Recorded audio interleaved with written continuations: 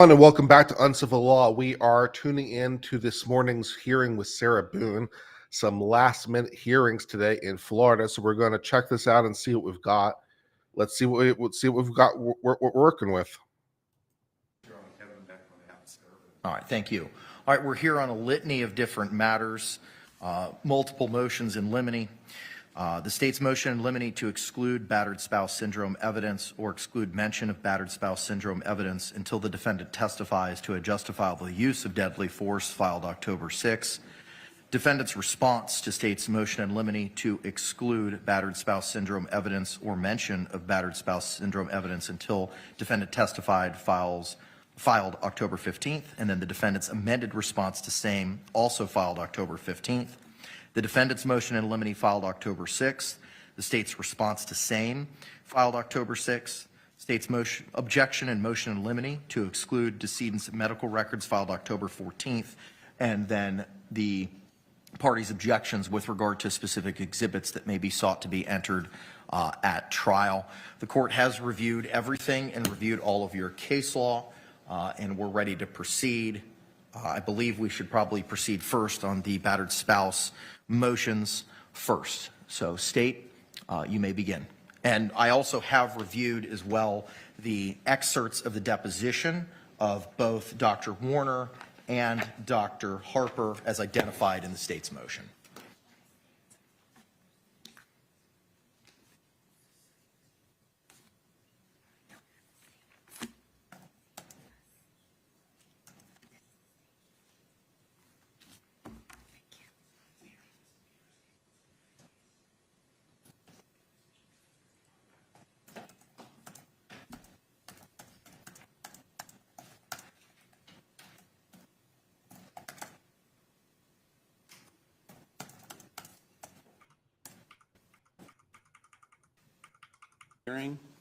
A is a copy of the defendant's statements that she made on body-worn camera to Deputy Sheriff Kayla Rodriguez on February 24th of 2020, as well as the interview that she provided to Detectives Copsell and Lowen on February 24th, 2020, and February 25th of 2020.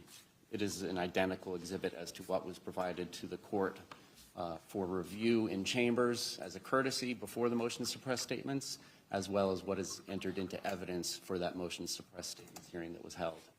State would move A for identification purposes, in as 1 for the purposes of this hearing. Responses to what was pre-marked as A. No objection. All right, what was pre-marked as states A will be received without objection as states 1. B for identification for purposes of this hearing is the deposition of Dr. Harper. We would move that into evidence as states 2 for the purposes of this hearing. Any objection? No objection. All right, what was pre-marked as B will be received without objection as states 2. C for identification for purposes of this hearing is the deposition of Dr. Werner. State would move that into evidence as states 3 for the purposes of this hearing. Any objection? All right, what was pre-marked as states C will be received without objection as states 3. Your Honor is familiar with all those exhibits and has been able to review them prior to the hearing, so I will just proceed to the legal argument. You may proceed. Your Honor, this is a motion in limine. We are asking for a pretrial ruling based on the proffered statements that the defendant has made, which should, in good faith and reliance, the state should be able to assume that that will be her testimony at trial, given that her latest version of events was just given to our expert last week. So we are asking for a pretrial ruling on if that is the evidence that comes in at trial, will she get a self-defense instruction? Will she be able to then open the door to all the things that come with self-defense, such as reputation evidence of the victim for being violent, which she may or may not be aware of, that's not required under the law, or prior instances of violence between she and the victim, or the victim and anybody that she is aware of, because that goes to the reasonableness of her perception of an imminent threat of death or great bodily harm. We are not asking to not be allowed to talk about these things during voir dire. The defense cited numerous cases and spent some of their time in their response about the ability to voir dire that. That was not the purpose of our motion. I don't think we mentioned voir dire because we understand that the defendant can, like any other witness, change her story again. Yeah. So we understand that we both, on both sides, we intend on spending a great deal of time on it as well for the state of Florida. We need to explore these issues during jury selection. But what we are asking from the court now, preliminarily, is if that is what the defendant is going to say in trial, and I'm not asking the court to make any credibility determinations about one version or another. We're asking you to treat this just like a C4 motion or a motion for summary judgment in a civil case. If this is what she says, does this amount to what they are asking for legally? And it's the state's position under the case law that no, because under her statements that she gave to the experts, there was no overt act taken by the decedent on that day. There was no overt action. And that's what's required under the law to trigger her response of acting in self-defense. There was nothing creating an imminent fear of death or great bodily harm to her until she committed 2 forcible felonies and a non-forcible felony. What her testimony was is, we were having a good day. Now, what's different, and again, we're not asking you to make a credibility determination about what's different, but what is different than what you had heard at the motion to suppress is, we were having a good day, but I'm on edge every day because of past instances of violence, including an instance the night before. But we were having a good day. We're out on the porch. There's a dartboard out there. There's puzzles that we're doing. We're doing arts and crafts. We're doing everything to keep him preoccupied so he doesn't get sad or upset. Interjecting with some phone calls to his family, which she knows would potentially upset him, but that's her testimony. And then eventually, it comes to a point in time where they're sitting on the couch, and he reaches over to her and says, "Tag, you're it." And she apparently runs up to the shower to hide, and he apparently gets into the suitcase to hide, and it's not clear who's it. Eventually, she comes down out of the shower after she says she was getting cold up there and sees him in the suitcase and zips him up. And at the time that she zips the suitcase, what she describes as nearly entirely shut, but 2 fingertips could get out. Mind you, a 103-pound man, 2 fingertips. They're laughing. It's all fun and games still. There's still no overt act taken by the decedent during this entire calendar day to put anybody in reasonable fear, objectively reasonable in fear of imminent harm, of great bodily harm or death.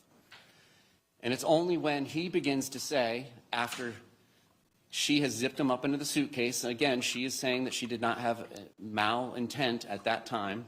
When he starts to say, "I cannot breathe," now she describes to the doctors that she does have bad intent, and she wants him to feel what she has felt in the past.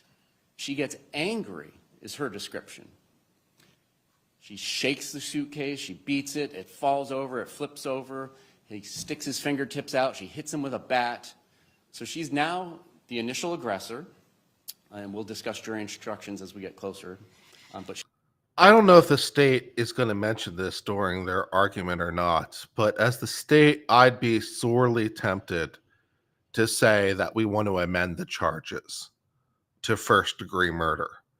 Because now she's saying that she did it in self-defense, which is to say that she did it intentionally, which is to say she's now giving us an element of the crime that we might not otherwise have. So I'd be sorely tempted as the state to say, we want to change this to first degree.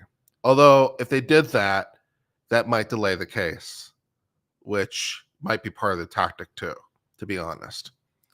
But I mean, strictly speaking, well, yeah, they strictly, although maybe not, depends on the particulars of state law. Although if they wanted to go capital, if they wanted to go to a death penalty, they would need a 12-person jury. So it would change that aspect.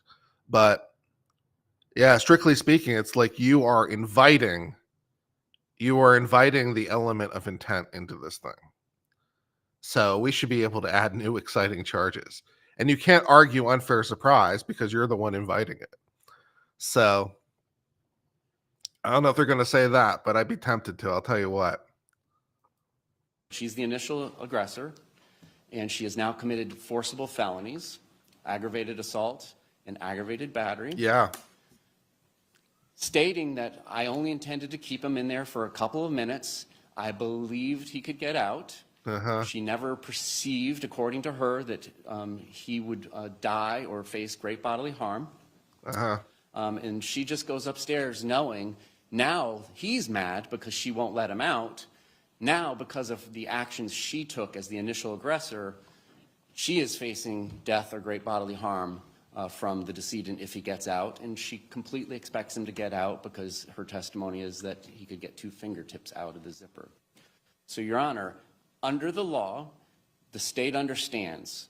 We are deeply, deeply thoughtful about this request because of the risk of error. But this is just one of those cases, like the cases the state cited.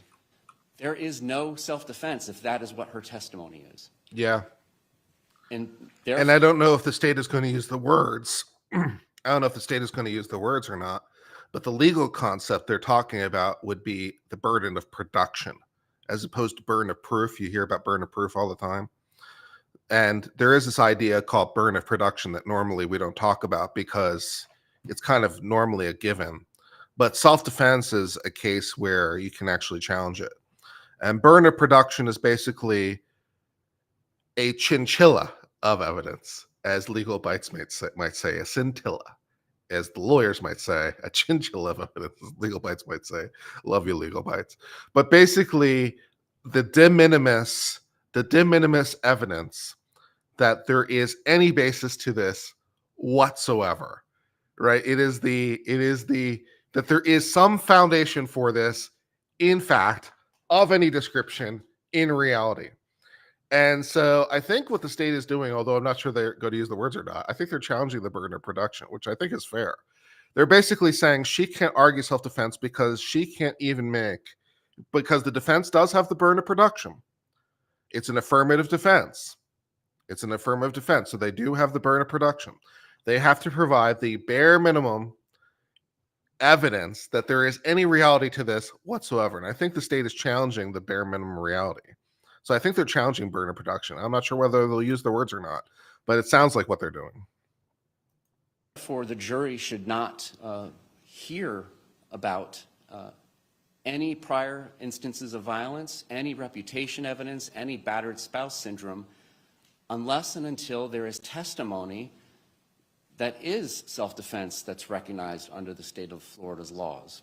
Fair. So what we are asking for is a ruling that if, and this is a motion in limine, and a motion in limine is, hey, this is what's proffered to the court prior to trial.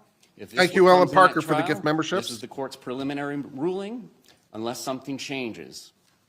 What we're asking Thank for you, is a Ellen Parker, for the preliminary gift ruling memberships that as always. They're if that appreciated. is what Thank you. her testimony is, then we should not be allowing introduction of past instances of violence. By the way, I don't know if I mentioned it on the I mentioned it in chat, but I'm using this new interface. I'm using restream.io as the interface itself, because normally I stream in OBS, but today I'm streaming in Restream, which I've never streamed in Restream before. I've streamed in StreamYards and I've streamed in Melon, but I've never streamed inside of Restream. And I think I like it. So I might just keep this. So we'll see. All right. Let me know if there are any problems or anything, or there's things you guys don't like. But so far, so good. I kind of like it. Reputation for violence. Go ahead, sir. Or battered spouse syndrome evidence. And furthermore, what the case law supports is our request that clearly this evidence can only come from her. There was nobody else in the apartment or townhouse that night. So she should have to testify before any of those things come in. and her testimony should meet the requirements of an overt act before any of this testimony comes in. It should not be allowed to come in prior to her testimony. And under the case law that the state cited, it's not unfair. It's not forcing her to testify. She chose to raise battered spouse syndrome. The state completely understands we have the burden of disproving self-defense beyond a reasonable doubt.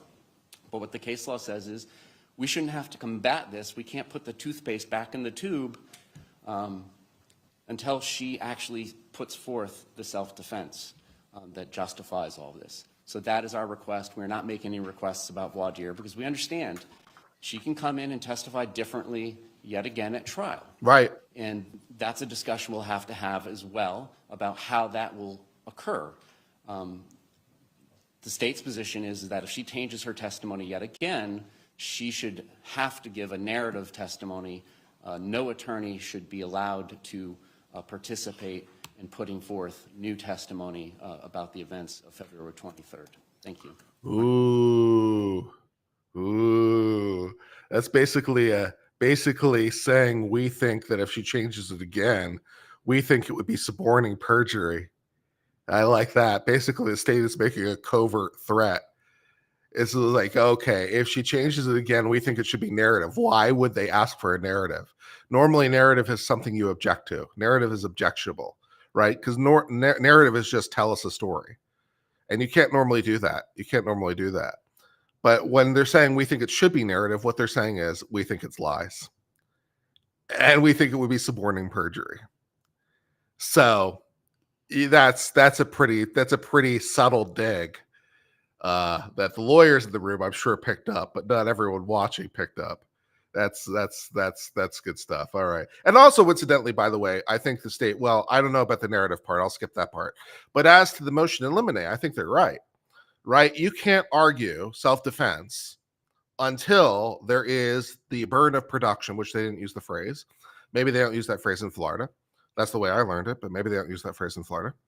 But you can't argue self-defense until you make the burden of production. And she is the only one who can possibly make the burden of production. And I think that's right. There's no one else who can possibly testify as to what threat he did or did not pose that day, or any other day, really, because she would be the only one there, right? She's the only one there when he's acting violently, theoretically. So she's a necessary witness. So I think the state is essentially arguing that she can't argue self-defense until she takes the stand, and she can't make a suggestion of self-defense until she takes the stand. And if she never takes the stand, then she can't make the suggestion because she's necessary. And if she makes some other suggestion, then, we think that should be narrative form because we think it's lies. I think the state's right. All right, let's see what the defense has to say. Thank you very much. Response. I think the state is right. It's not an argument you hear very often, although you'd hear it more often in a self-defense case, but I think they're right. Good morning, Judge. Morning, sir. I'm a little confused, but I want to Are you? make sure, so probably can save some time here. My understanding is what the state's saying at this time, that there's no objection to raising this in voir dire to see how the jury would react or their feelings about it. So that's not it. So what that leaves me is, I guess the state's trying to say there should be no mention of battered spouse or anything like that in opening statement. That wasn't my takeaway either. My takeaway from the motion and the state's argument today is from an evidence perspective. Concepts or testimony or even opinion evidence about battered spouse syndrome cannot be raised, including any of the reputation or specific instances of conduct that are contemplated by self-defense until there's a factual basis for it. My understanding of the defense's Dr. Harper's deposition is that the basis of her opinion, and please correct me if I am wrong, but my understanding is that the basis of Dr. Harper's deposition is based on her 4 or 5 interviews or sessions with Ms. Boone as to what transpired on the day and night in question. Is that accurate? I need to confer. Sure.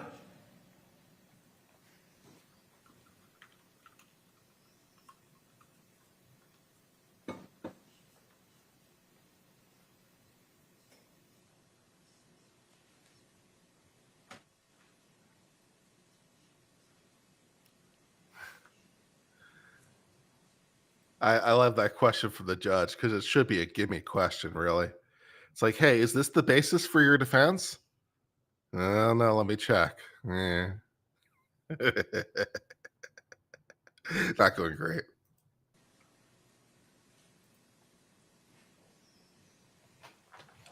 Judge, if I could have you. Oh, I don't know if this is going to work or not. Let So me know if you my hear this. understanding. Well, let me ask. I'll have a more of an open-ended question. What is the basis factually? Did you hear that with the Oxford comma thing? I don't actually know if that button worked. It might not have worked. Of Dr. Harper's opinion. So if we were at trial right now, for the purposes of this exercise, and you were going to call Dr. Harper to testify, what is the factual basis component under 90.702 in order to get her to testify? We're not dealing with her CV, her credentials. I'm not sure the state's going to have any position with regard to those, but let's just assume the state has no objection with regard to her credentials and that she is in fact an expert based on her knowledge, training, and experience in her field. What is step one under 90.702 to allow her to testify? What is the sufficient factual basis of her opinion? Judge, I think her opinion would be based on several different things. Mainly, one of the things that her opinion would be based on is her interaction over the course of time with our client, Ms. Boone. That's one. But Dr. Harper has also reviewed other evidence in this case that helps her form the basis of her opinion, and also her knowledge of battered spouse syndrome. That has to be taken into account because, quite frankly, Judge, people who suffer from certain things, they don't know. That's why you have to, like if you have to get an expert opinion as to someone's mental health situation. I mean, a person doesn't really know that they're suffering from a mental health problem. They have no idea in a lot of circumstances. What they do is they get evaluated by a doctor. The doctor has experience of what signs to look for in these things, and getting those signs with what they told in outside sources too. They are able to make a determination based on their training and experience.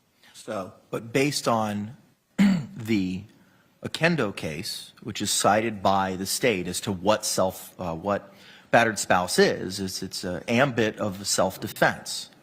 So under the statute, are you traveling under 776.012 as your basis for self-defense? yes, but this is the problem that I'm having here. Self-defense is a defense, it's an affirmative defense that's available to anybody. It's based on the evidence at trial. But what's the overt act?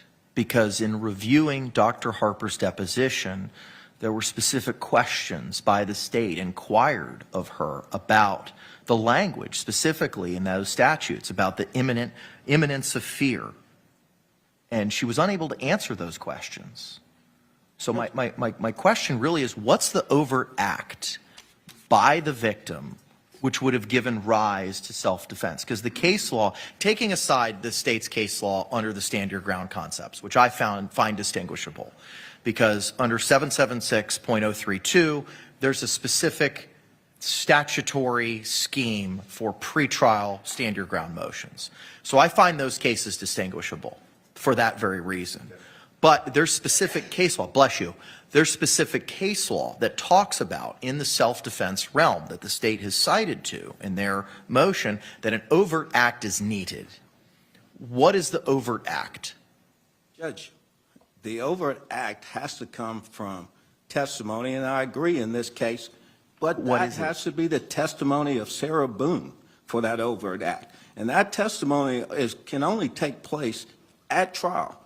In making a determination of whether to give the self-defense instruction, it has to be based on the evidence presented at trial. I agree with you on that. I completely agree with you on that. And the case law is clear that if even there's a scintilla of evidence, I have to give that instruction. But we're Burden of production. Burden of production. Yeah, even a scintilla, even a chinchilla. But you do need it. You do need the bare minimum. That's true. not dealing with the jury instruction right now. What I'm dealing with right now is pretrial.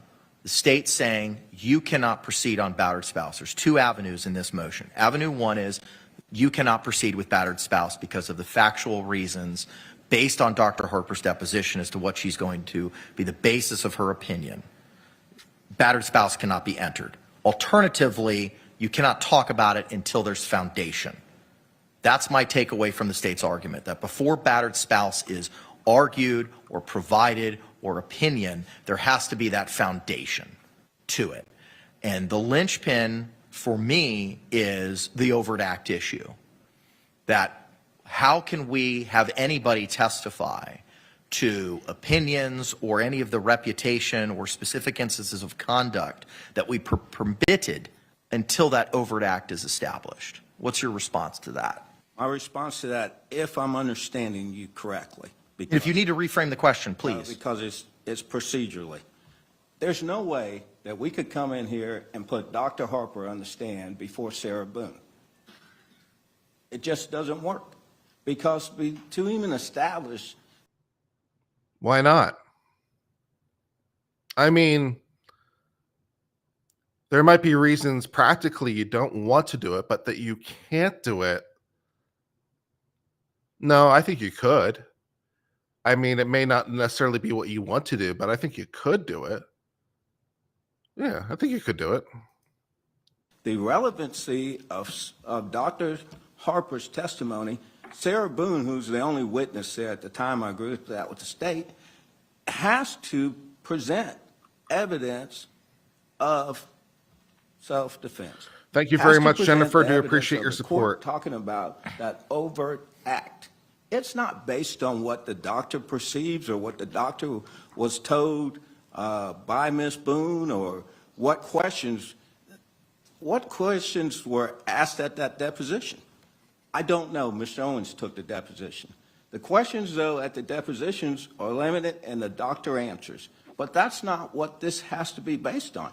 What it has to be based on is what does Ms. Boone, in this case, testifies to on the stand. And if any of that,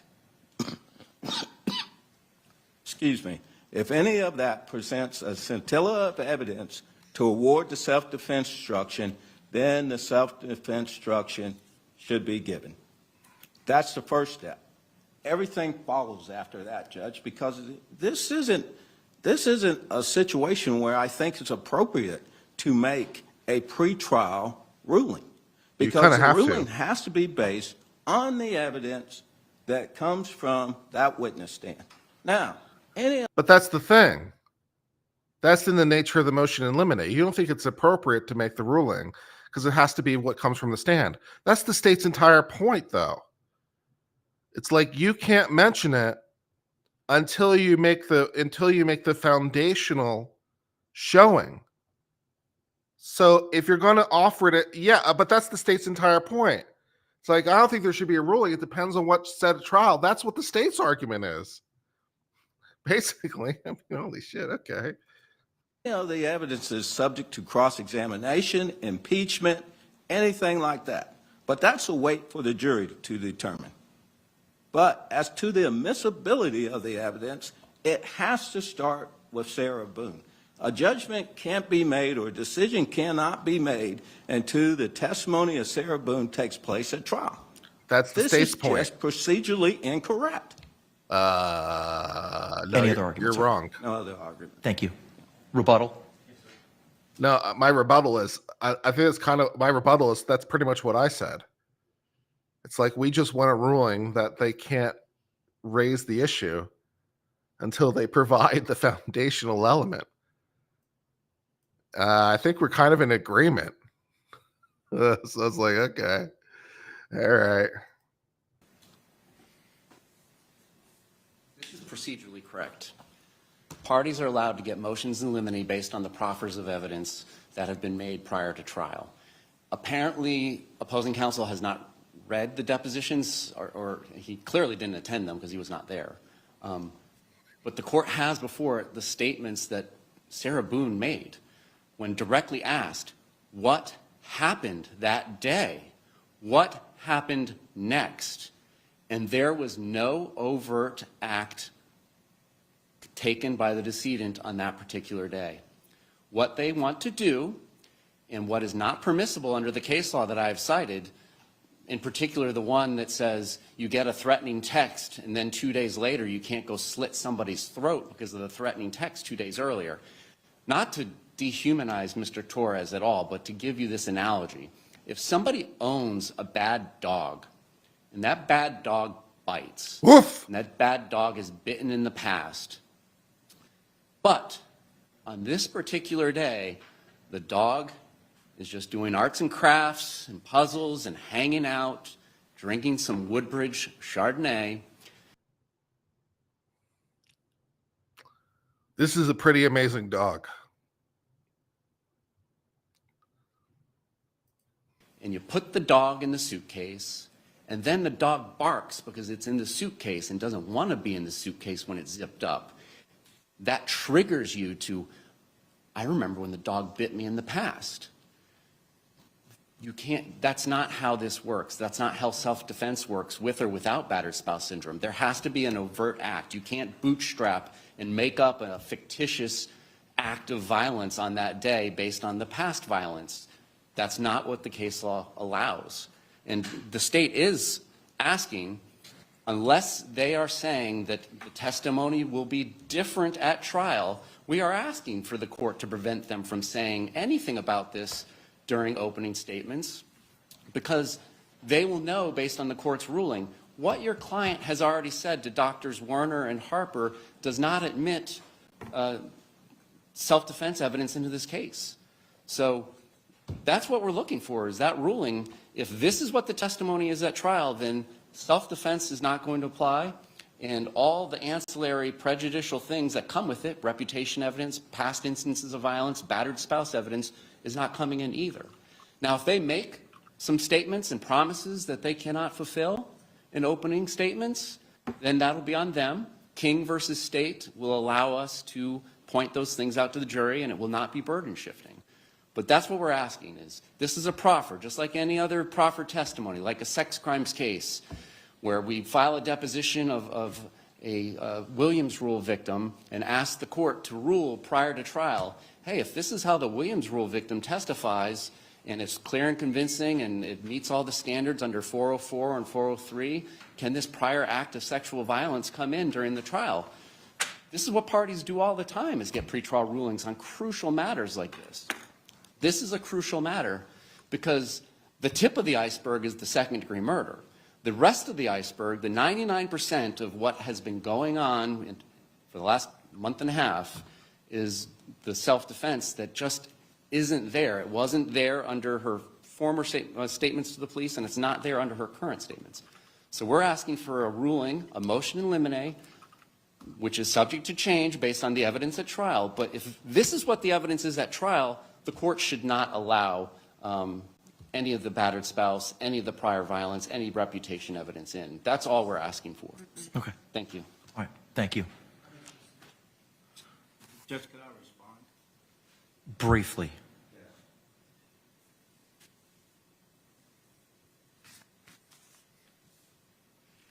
I think the state's right. Judge, it is not the responsibility of the defense to present their case at a pretrial hearing. However, It is when you make an affirmative defense. That's in the nature of an affirmative defense. Self-defense is an affirmative defense. So you have to say, we're going to do it. And then you have to say what the basis for it is. So, yeah. But the problem is, in the state's argument, in the case law, which the case law has been presented by the defense in your filings, are not germane to the issue. We're not addressing jury selection and the standard of proof and the burden with regard to self-defense, you establishing a prima facie case, and then the higher standard that the state has to overcome it.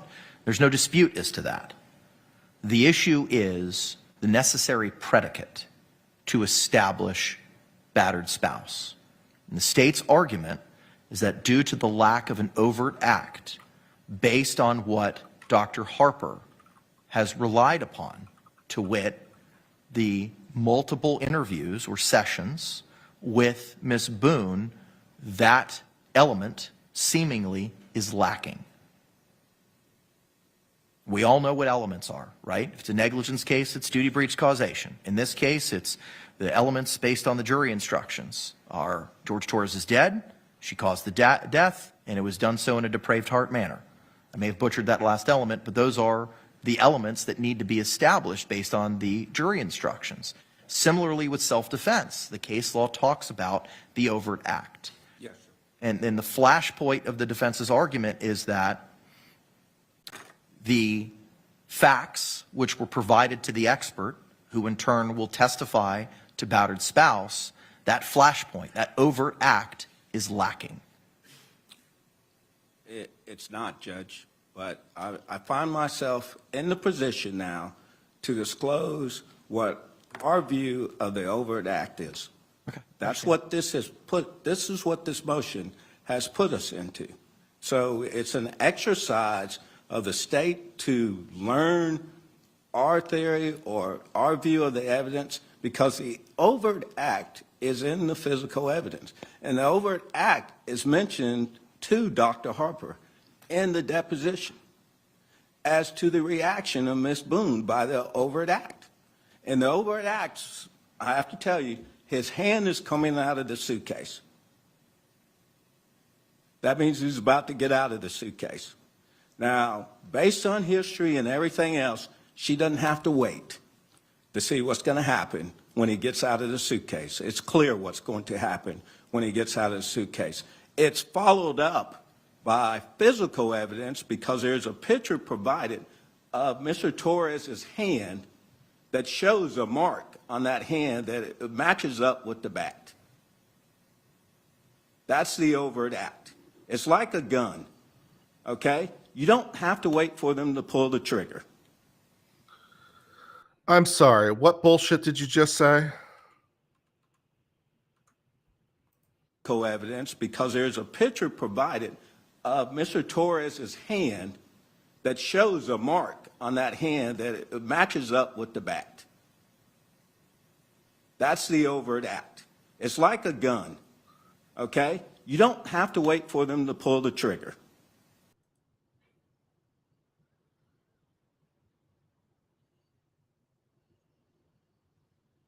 What the fuck? You don't. And it's based on all the evidence in the case, just not testimony, but also physical evidence that might support the testimony. Thank you, sir. All right, the court has had the opportunity to review the motions, review all the case law. The state's motion is going to be granted in part and denied in part. With regard to the state's request to exclude battered spouse syndrome evidence outright, the motion is denied. As to specifically Wagner, for the reasons identified in the court's prior rulings as to the concept of argument, again, there's no outright evidence of accident, not argument, excuse me. As to the state's reliance on Lantz, L-A-N-T-Z v. State, 263 Southern 3rd, 279, no argument of self-defense was ever offered in that case. I find the cases of Reed v. State, 213 Southern 3rd, 1110, Rudin, R-U-D-I-N v. State, 182 Southern 3rd, 724, State v. Woodson, 349 Southern 3rd, 510, and Morris, 325 Southern 3rd, 1009, distinguishable as all of those cases were traveling under 776.032 for stand your ground hearings. It's undisputable that an overt act needs to be provided under the Holland case by the Florida Supreme Court, 916 Southern 2nd 750. I find the departure from the essential requirements of law argument by the state factually and legally distinguishable, as there was a specific statute for the state obtaining medical records as relied upon in Roberts v. State by the 6th ECA in May of 2023 WL 3262633 at Pinpoint Site 2. So for those reasons, the state outright motion to preclude or exclude battered spouse syndrome evidence in toto is denied. With regard to the second portion, that excluding mention of battered spouse syndrome evidence until there's a basis for it, the court's going to rely on Ladd and Medina, specifically that there needs to be testimony provided for the expert to testify to the battered spouse syndrome. Fine. And there needs to be sufficient predicate established for that self-defense. Fine. So I'm going to preclude any mention or testimony in the form of expert testimony as to battered spouse until that necessary predicate as identified in Ladd 56. So Sarah Boone has to take the stand and she has to take it first, which, fair enough. Fair enough, because, I would think that, maybe differently, but I think this ruling makes sense. So Sarah Boone has to take the stand and she has to take the stand first, and she can't mention battered spouse until she takes the stand. So, yeah. Yep, that works for me. I mean, it makes total logical sense legally. Hold on. It makes total logical sense legally because she's a necessary component here. She's the only one who can possibly testify as to the theoretical danger that he posed in the moment, because she's the only one there. So she's a necessary witness. And she's the only one who can testify about what a horrible man this guy was, beating her all the time, unless they were playing board games and drinking Chardonnay and doing arts and crafts, in which case the beatings weren't so bad. Okay. So she has to take the stand and she has to sell the jury on this thing. This is among other reasons, this is a bad reason to offer this defense. Right? It doesn't really make any sense logically. It doesn't really make sense logically. And it's also a bad defense because it requires putting the defendant on the stand, as opposed to accident, which does not require putting the defendant on the stand, which is easier to sell. I didn't say it's easy, just easier.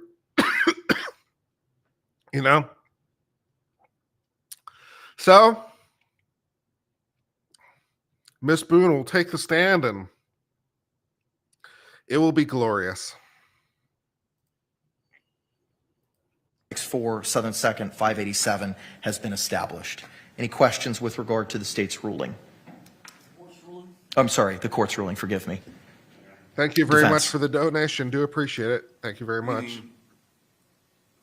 You want to mention an opening? You can mention an opening. Certainly I'm going to allow you, and the state at this point has no problem with the concept of battered spouse being addressed in voir dire, and even if the state objected to it, I most likely would overrule it based on the litany of case law that you cited, that you're allowed to dive into those things during jury selection. As to should the defense put on a case, the predicate under Ladd needs to be established before any expert opines to battered spouse. My concern is open. Can it be mentioned in the... Yes, that's your decision. That is your decision if you want to mention an opening. There's no preclusion from you doing that. Okay. Any other questions with regard to the court's order on that matter? State. No, Your Honor. Defense. No, Your Honor. Okay, thank you. Moving now to the defendant's motion in limine filed October 6th and the state's response to same. It looks like we've reached some level of common ground with regard to that motion. The court is going to grant the motion with regard to the statements on page 69 through 71 of the transcript of the February 25, 2020 interview between Detectives Lowen and Kopsel and Miss Boone from page 69, line 6 through page 71. That will be granted to the state not objecting to same. That leaves us to the statements on page 53, line 11, 53, line 13, line 14, page 55, line 24, page 56, line 1, and page 92, line 15. With that, defense identified in LAD 564 Southern 2nd 587 has been established. Any questions with regard to the state's ruling? I'm sorry, the court's ruling, forgive me. Defense. Meaning, You want to mention an opening? You can mention an opening. Certainly, I'm going to allow you, and the state at this point has no problem with the concept of battered spouse being addressed in voir dire, and even if the state objected to it, I most likely would overrule it based on the litany of case law that you cited, that you're allowed to dive into those things during jury selection. As to should the defense put on a case, the predicate under LAD needs to be established before any expert opines to battered spouse. my concern is opening. Can it be mentioned in the? Yes, that's your decision. That is your decision if you want to mention an opening. There's no preclusion from you doing that. Okay. Any other questions with regard to the court's order on that matter? State. No, Your Honor. Defense. No, Your Honor. Okay, thank you. Moving now to the defendant's motion in limine filed October 6 and the state's response to same. It looks like we've reached some level of common ground with regard to that motion. The court is going to grant the motion with regard to the statements on page 69 through 71 of the transcript of the February 25, 2020 interview between Detectives Lowen and Kopsel and Miss Boone from page 69, line 6 through page 71. That will be granted to the state not objecting to same. That leaves us to the statements on page 53, line 11, 53, line 13, line 14, page 55, line 24, page 56, line 1, and page 92, line 15. With that, defense, you may proceed with any argument. Similar to the last motions, I have reviewed all of y'all's case law. I believe there's some state witnesses here. We would like to invoke them. Okay. The rule of sequestration applies to testimony of other witnesses, not to anything else. Response? Is there going to be testimony? Not from the state. You've got state witnesses here, you know. She's allowed to be here to watch. I understand. What is this tie? What is this tie this lawyer has on? I don't know if I like it or I don't like it.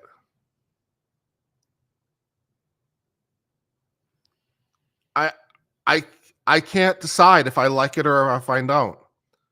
I will say that I notice it, which is probably not good.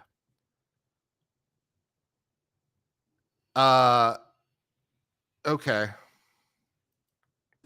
I said there's no state witnesses. So that's a no. May proceed with any argument, Mr. Owens. Yes, sir.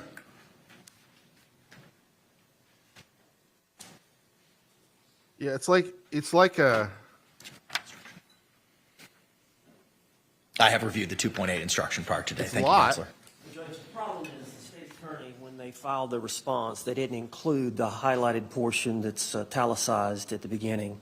Police opinions and statements regarding guilt are generally inadmissible and must be redacted from recordings introduced into evidence unless redaction would render the defendant's relevant admissions incomprehensible. If a recorded interview cannot be appropriately redacted, the trial judge must, upon request, give the following limiting instruction immediately before the recorded interview is played for the jury. That section, which is comments directed to the court, was not placed, to my understanding, in their response. Okay.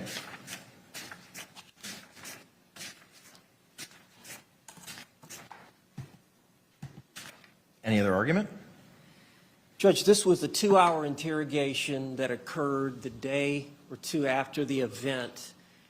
And the day prior to this time, or that morning, the detectives uncovered the two videotapes, the 2-minute video that Sarah Boone had recorded and then followed up 11 minutes later with a 22-second video that she had recorded and they found on her phone, which I believe from the interrogation discloses that Sarah did not remember making those recordings. But the purpose of law enforcement's position about having her come in was to interrogate her in an attempt to get a confession from her to the murder. They spent 2 hours trying to do that any which way they possibly could. And the law says that they're allowed to use, and I cited several cases. I cited the Smith v. State case, the ODEH, O-D-E-H v. State case, and the Eugene v. State. And in those cases, I didn't see a citation to Eugene. I mean, Eugene's included in ODA, but I don't. Eugene is found. Do you need the site? I have it. It's included in ODA, but you did not cite it in your motion. Okay. Eugene is 53 Southern 3rd, 1104. But law enforcement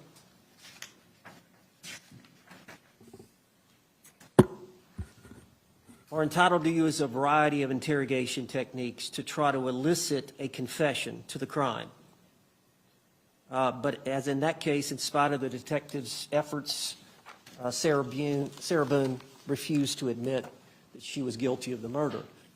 But as a last resort, Judge, and it was a 2-hour interrogation, it was the last portion, at least the last quarter, it may have been less than that, is when the detectives made some statements that are highly prejudicial to the defendant and tend to be opinion and tend to invade the province of the jury. And that's why this special jury instruction 2.8, recorded interview, effective law enforcement statements on the defendant, has that italicized portion in there.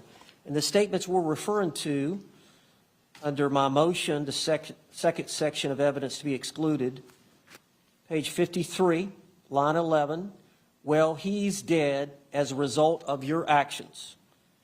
And then paragraph 9, line 13, he's dead as a result of your actions. She responded, line 14, I understand that. And then paragraph 11, page 55, line 24, I have one last question. I mean, you realize you're the person that killed him, right? Sarah Boone responds on page 56, I thought about that. And then lastly on page 92, well, intention or not, here's the detective distinguishing how he interprets the law and her culpability. Well, intention or not, George is dead, and you act like when you say unintentionally, that absolves you from everything.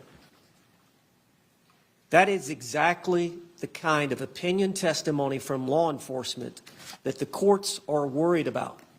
The probative value of that type of opinion testimony about her guilt is outweighed by the prejudicial effect. Thank you. Response. The state stands by the case law that we cited and that the jury instruction that would be read. I didn't feel it necessary to include italicized portions of comments to the court because this is what would get read to the jury. Those statements are designed to get responses from her. They did get responses from her. Let me ask this question first, Mr. Jay. Do you disagree with counsel's representation of what is reflected in the Q&A at that point in time? To the extent that he is making the argument that they're expressing an opinion about the law. No, the words, not his opinion, not his thoughts or what it means, but the black and white verbiage is reflected in the motion. Is that what's reflected in the recording? I'm accepting that he would not misrepresent that to the court. Okay, thank you. You may continue. And as far as the last line on page 92, line 15, if something's designed to get a response that a normal person would respond to and there's no response, that still makes it a relevant statement. He's not giving an opinion on the law. He's giving an opinion about her reactions to this interview and trying to get a reaction from her when he says, well, intention or not, Jorge is dead. You act like when you say unintentionally, that absolves you from everything. He's not stating that that is a legal defense. He's just commenting on what has transpired in the 92 pages of the interview. So we defer to whatever the court's ruling is. Okay, thank you. Any rebuttal? Just for the state attorney not to put that in there, the italicized portion, where the Supreme Court is giving instructions to the court with those comments, for them not to put that in there, I disagree with it. Okay, well, the Jackson case speaks for itself, and the court has reviewed it. Thank you. All right, thank you both for your motion, your motions, your responses, and the case law. The court is going to grant the defense's motion. I disagree with the defense, or with the state rather, as identified in their response, that the only issue is battered spouse. The issue is one of the elements is cause, and those three statements go specifically, I believe, to opinions as to the cause of Mr. Torres's death. So the court is going to grant. To my mind, that's an overly conservative decision. The judge is granting the defense's motion to have some instructions read during jury instructions whenever we get there, to basically alert to the jury to the effect of statements made by the police during an interview and the effect on the defendant. I think that this is an overly cautious ruling by the judge. I don't agree, but the judge wants to play it extra safe, I guess, in this domain. So, okay, fine. The state's motion, as under the Bush case cited by the state, law enforcement's opinions are inadmissible due to the prejudicial effect that they may have. And I do find that this is this expression of law enforcement's opinions as to the guilt of the accused.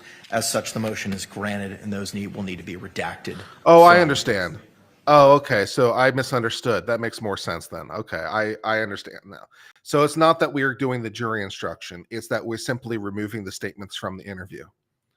We're simply redacting those statements out of the interview because they represent the opinion of the detective. And so we're simply excising them from the interview.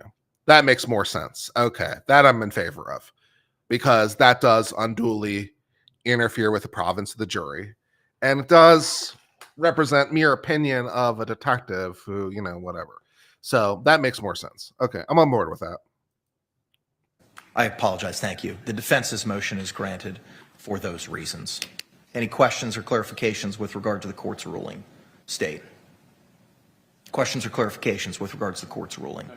Questions or clarifications with regard to the state's ruling? Or the court's ruling, excuse me. All right, that takes us now to the state's objection and motion in limine to exclude decedent's medical records. I've reviewed that as well. State, you may proceed.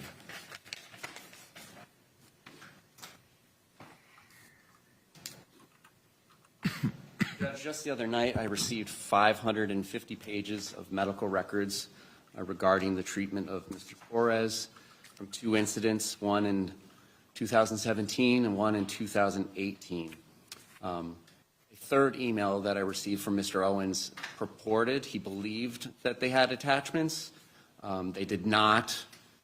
I replied to him as such, and I have not gotten any additional emails with attachments regarding the medical records. So for the purposes of this hearing, all I'm arguing about is the 550 pages that I have been provided.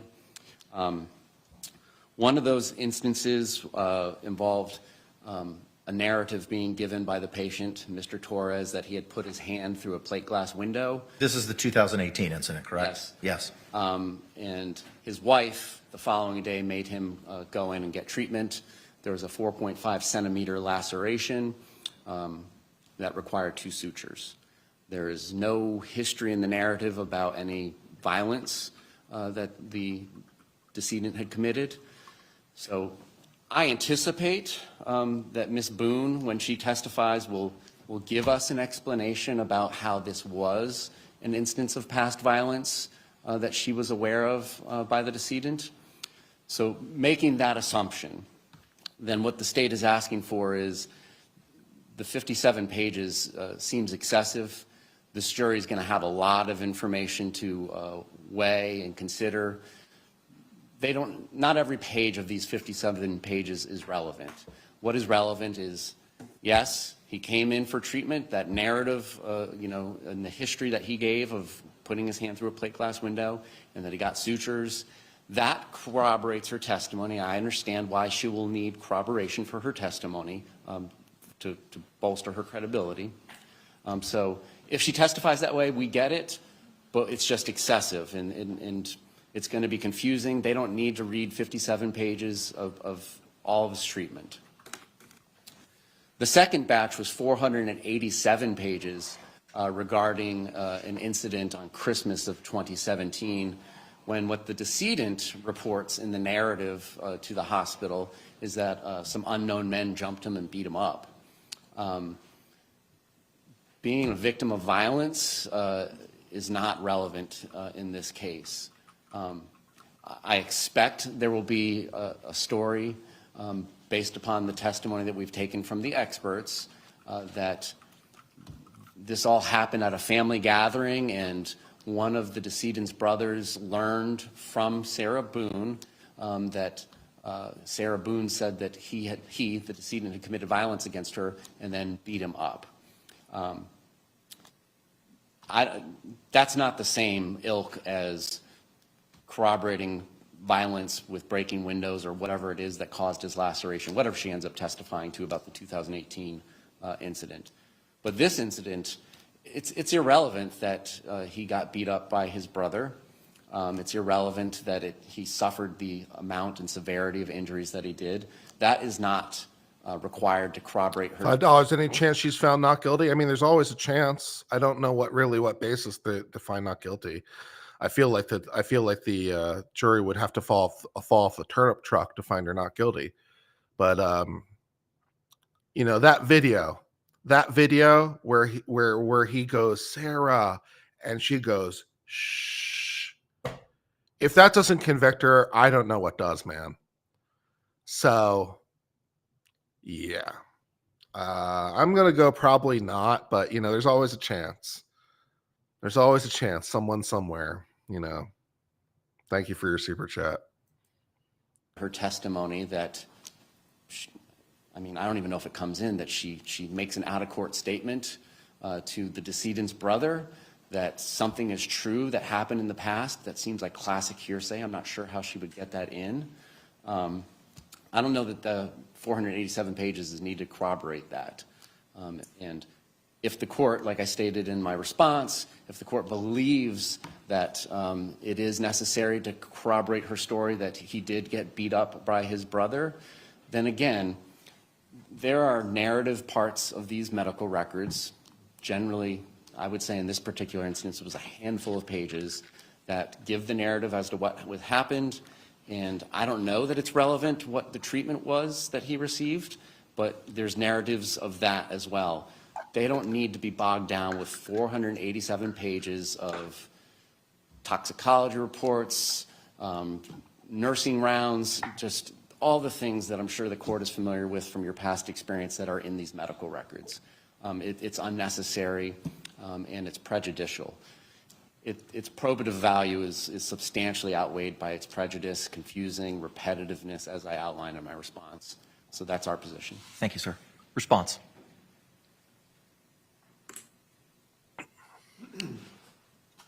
Judge, as you know, we got on this case about 45 days ago, and I can't tell you how many pages of discovery there is that we've had to go through. And 2 or 3 weeks ago, the state attorney provided us over 500 pages from either telephone calls that my client was involved in from the jail or tablet communications, which are kind of like emails or text messages. And that hasn't been narrowed down, but that was given to us. So that's something else we had to stop and go through over 500 pages. And they haven't narrowed that down to which ones they believe are incriminating to her. Understood. But respectfully, that's not the issue before the I court right understand now. that. But yes, the medical records are going to be narrowed down. And yes, we would have to make some tie to Sarah Boone's testimony to whether or not their medical records of the decedent, Jorge Torres, are admissible to corroborate her stories about the incidences of violence and whether they match up. But yes, I agree there's going to be a narrowing down, but it's kind of premature about that. They've got several volumes. I assume before they introduce something, they're going to have to narrow it down. Did y'all not have George Torres' medical records prior to me sending them to you? No, we didn't. All right, well, we took the deposition of Dr. Harper, and as you know, Judge, these forensic psychologists, when they're trying to make an opinion as to battered spouse or whatever the case may be, they rely on their assessment involving the personal contact and interviews they have with the client. But a lot of it is any other collateral evidence that tends to support it. That involves arrest reports, that involves court records, that involves psychological notes, that involves medical records.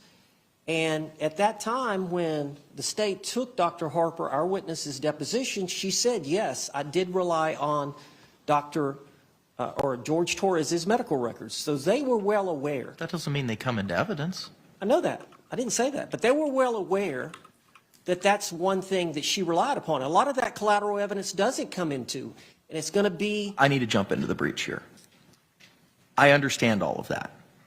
I understand that there's been volumes of documents that have been provided between both parties. And I understand, based on my review of the highlighted portions that the state pointed out in their motion, as to what Dr. Harper relied upon. None of that is germane to the state's argument. And you've admitted that there needs to be a narrowing down. So let's just kind of compartmentalize what we've got here. So it's premature. It's premature. I agree it needs to be narrowed down. And then based on Sarah Boone's testimony... You are the proponent of the evidence. Yes. So you have to establish relevance. I agree. And you have to establish that it is not so substantially unfairly prejudicial. Yes. That the prejudice does not outweigh its probative value, including but not limited to the other identifications in 90.403. Yes, sir. So my question is, sir, with regard to the 2018 incident of the fist through the plate glass window, and I can't recall 40 some odd pages I think the state identified as that, what of those 47 pages is germane to an incident of violence that may be needed to establish the self-defense concept of those 47 pages? It will be relevant after she testifies about that incident. All 47 pages? Maybe not all 47 pages. I've agreed that some of it needs to be narrowed down. Okay, well, what of it needs to be narrowed down, since we have some level of common ground here? My case is not going to be presented, I would assume, until next week, so I've got a little bit of time. I'll let the state know. That's not how this works. Okay. I can't let you know today, Judge. I'll narrow it down, or we'll talk in the next couple of days. Well, by the state's Friday. position is that the narrative should be permitted as to the 2018 incident, the why Mr. Torres was there. But the nursing rounds, the charts, the follow-ups, treatment, anything in the future other than the 4.5 centimeter laceration that required 2 sutures. I understand the narrative as to what transpired. What else is relevant? And I haven't seen these 47 pages, so I'm not sure there. I'm relying on counsel's representation. I don't know. I'd have to look at them. But in one of the medical records, George Torres was over a .31 BAC. Every time... In 2018? 2018? I'm talking about the 2018 incident with regard to the plate glass I have to window. look at the records. But there is other evidence in those records that's going to be relevant after she testifies. That's when she gets beaten, when he gets really drunk. Or that's when he does something violent or threatens to do something violent when he gets really drunk. In one of those incidences, he was over a .3. When he gets over Rookie a .2, numbers. .3, that's when he gets angry. He's fine up until that point. We're going to establish that. I don't want to put on my defense today. I mean, guys, this is probably more for the men in chat than the women, but men in chat, if you were dating Sarah Boone, wouldn't your blood alcohol also be a little bit higher than normal? Yeah. But, Judge, there is going to be relevance to more than just the narrative of those medical records. I'll narrow it down by Friday. That's the best I can do. Okay, what about the 2017 incident, 487 pages, and those documents pertaining to the facial reconstruction and anything thereafter? What does that have to do with anything? Same thing. you know, it's going to be based on her testimony, and then the judge is going to have to make a decision about whether that's admissible based on her testimony about what happened. But what does the facial reconstruction, surgery, pre-surgery, post-surgery notes have anything to do with whether or not that incident actually took place? That's going to depend on Sarah Boone, depending on what her testimony is, and you'll have to find, based on that, whether or not that's relevant and probative to the case. That's not how motions in limine work. I don't know what else to tell you, Judge. She's going to have to testify, and then we'll make the arguments as to the admissibility of that. I'm struggling with understanding how I can understand BAC results. I can understand that based on Dr. Harper's deposition. I can understand the narrative as to why they were there. I don't know what are all in these records.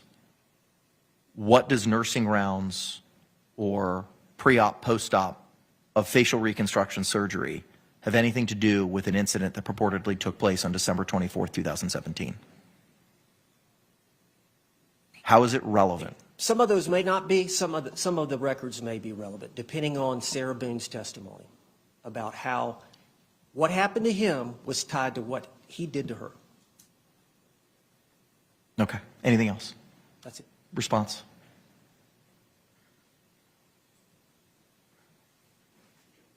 The two parties' discovery responsibilities in a criminal matter are not equal. The state of Florida has a duty to disclose anything that anybody knows or may reasonably be calculated to lead to relevant information to the defense.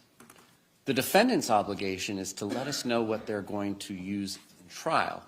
So for them to come in today on the third day of jury selection and to tell us that it's premature to ask for what is going to be their actual evidence in a trial is wrong.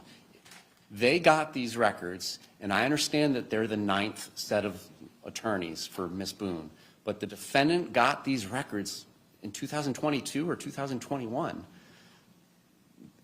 And they just get disclosed to me overnight a couple of nights ago.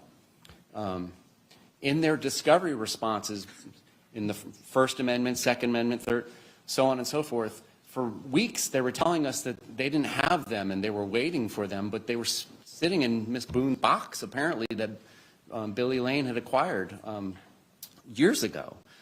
So it's not premature to ask, and it's not unfair to ask for what is going to be introduced in this case or attempted to be introduced, particularly given the court's rulings.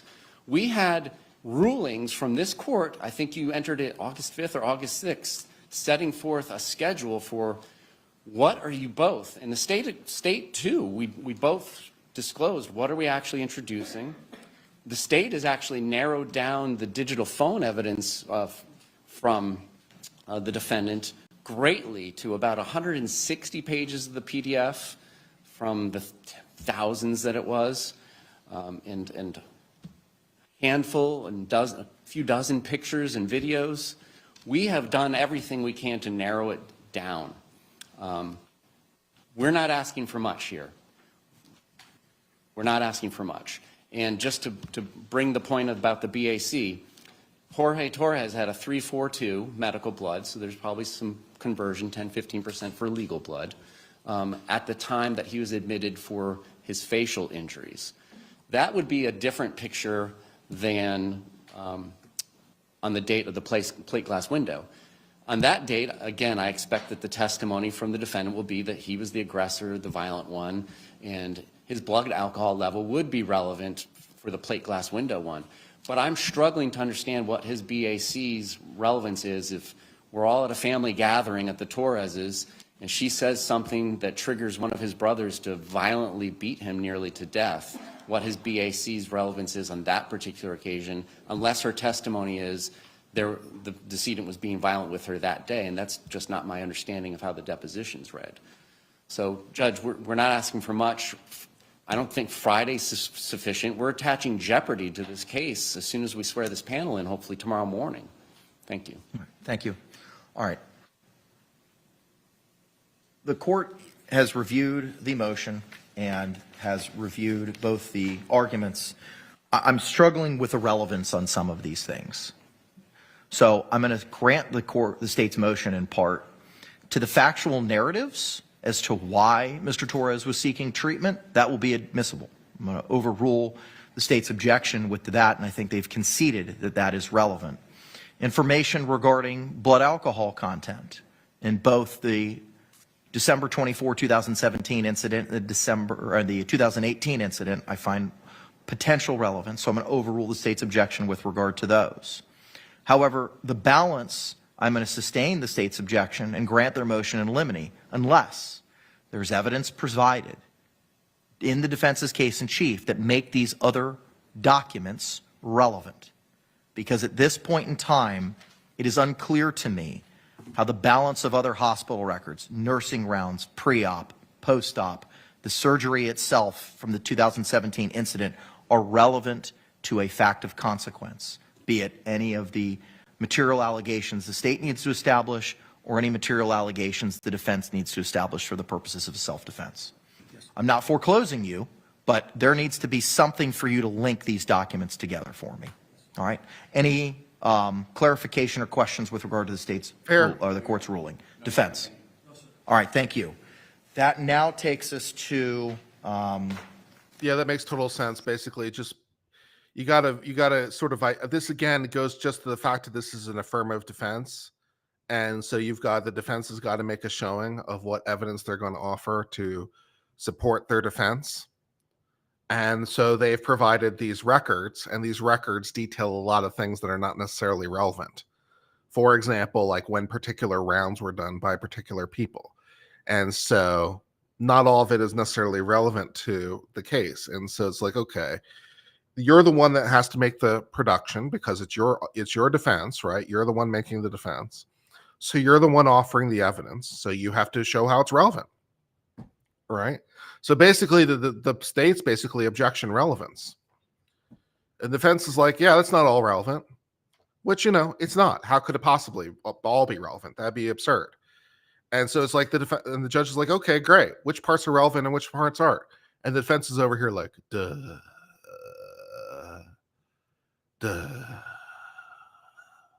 And the judge is like, well, duh is not really a good enough answer because you're the one making the offer. You're the one presenting it. So you've got to show me why it's relevant or why it's not relevant. You've got to make the argument. And the defense is all pouty faced. Like, what do you mean we've got to make a showing? That's not fair. Yeah. So yeah, I'm with the judge on that one. That makes sense. the objections to the evidence. Give me a moment. We have the defendant's objections to state's digital exhibits filed October 15th. The state's state's response to defendant's fifth amended reciprocal discovery exhibit list filed also on October 15th. I have reviewed these. I'm a little bit of a loss in the state's response because I don't know what items 1, 2, et cetera are. It just identifies them. I'm not sure what it is that they are. It's tracking their fifth amended exhibit list. As I pointed out before, it got really confusing because as they added things, it would not go to the end of the list. It would get put into the middle of the list. So I started over, scrapped my first response to the first amended one, scrapped my second response to the second amended one, both of which were filed on September 27th in a timely manner. And this is why my paragraphs start with 0 in my response, because they have a paragraph 1A, and then they list the items, and I wanted to make it very easy and clear for the court to just be able to flip to what paragraph I'm talking about for each item, tracking their fifth amended exhibit list. But here's the problem that I'm having. On September 27th, I see the notice of provision of defendant's third amended exhibit list. When was the fifth amended exhibit list provided? That might be a problem with them not filing things with the clerk of the court. Okay. I'm getting copies of some pleadings, but they're not bait stamped with the clerk of the court's e-filing system on the top left, so I'm not certain that they've filed anything with the clerk of the court. Here's the other problem that I have. All I see on my end is the notice of providing. It doesn't identify anything. It's a one-page document. So it's hard for me to say what, I know you may have seen it, but the court hasn't seen it based on what's been filed. I believe I would direct any questions about why that's not filed with the clerk of the court to the defense. Okay, all right. I need clarification, Mr. Owens, as to when the fifth amended reciprocal discovery exhibit list was filed and what is in it. Because the notice that I see in the court file from September 27th is just a notice. It doesn't identify anything for me to line up item 1 and item 1 as to what they purport to be. You're asking for when it was filed? We're checking on that, when it was filed. What was the next question? All I have is a notice. So on September 27th, there was a notice of provision of defendant's third amended exhibit list. And it's just that. What we intend on utilizing has been provided. But I don't have anything else as to what those items are. Okay. Did you want us to provide you with a copy of those to your JA? Or you can send it to Madam Clerk and she can print it out to me, because I'm having difficulty lining up what these things are, because all I have in the court file is this was sent on this day, but I don't know what any of these things are. We can move on to something else and let me get ready. Unless we've got some housekeeping matters to address for this afternoon. But unless I'm missing something, the only other thing that we've got teed up to address this morning is the objections. Okay. Give me 1 second.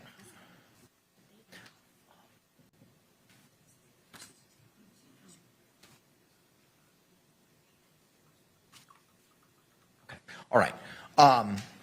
I got an email this morning from Juror Services. Juror number 551, I don't recall from what panel. No, I'm sorry. Juror number 471, panel 3, seat 48. Tested positive for COVID, and Jury Services has instructed him not to return. Juror number 551. What was the first one? Sure. Juror number 471, panel 3, that would have been yesterday morning. Seat 48.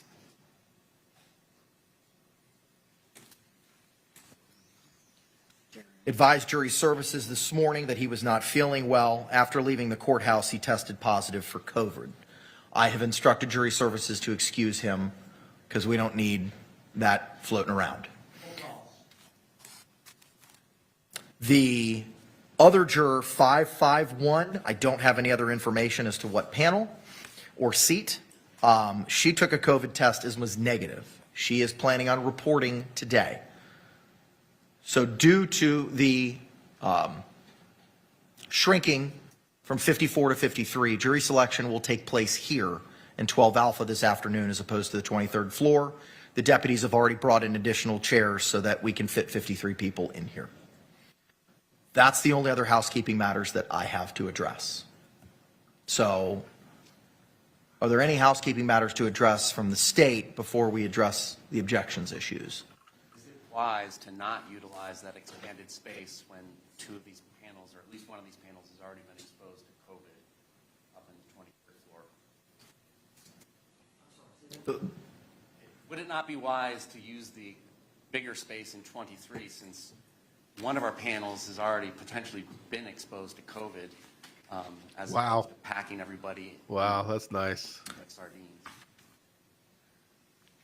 COVID. Response. I don't know the layout. Love it. 23, so Can you all approach just for a second?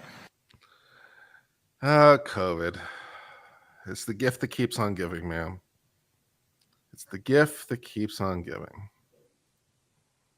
Who doesn't love a good COVID, right?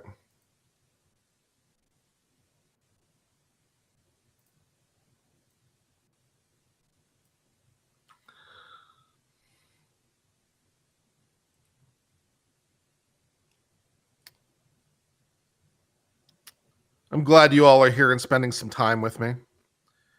I don't know, this trial caught my eye because I just kind of absurd, I guess. You know, just an absurd trial. Let's skip ahead. This is where you can. Assess to address jury selection location this afternoon, and to give the defense the opportunity to provide the fifth amended exhibit list. With regard to juror 551, what say the state? No objection to the, if he doesn't have COVID, then I don't have a motion for cause. Okay. Any response from the defense?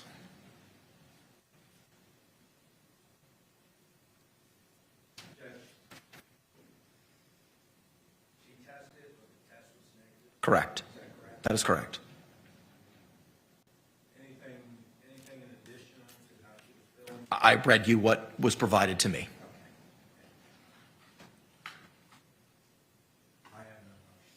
Okay. Court's going to be in a 15-minute recess. Thank you. Okay.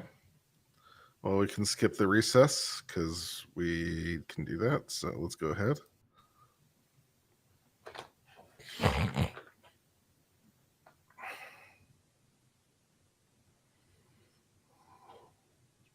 Oh, Sarah, you locked your boyfriend in a suitcase. And as he's begging for his life, you said, shh. Oh, Sarah, you want some snacks provided. Exactly 5 peppermints for some reason. Oh, Sarah, not 6, not 4, but exactly 5. Because 5's the magic number of peppermints. Oh, Sarah, you're crazy.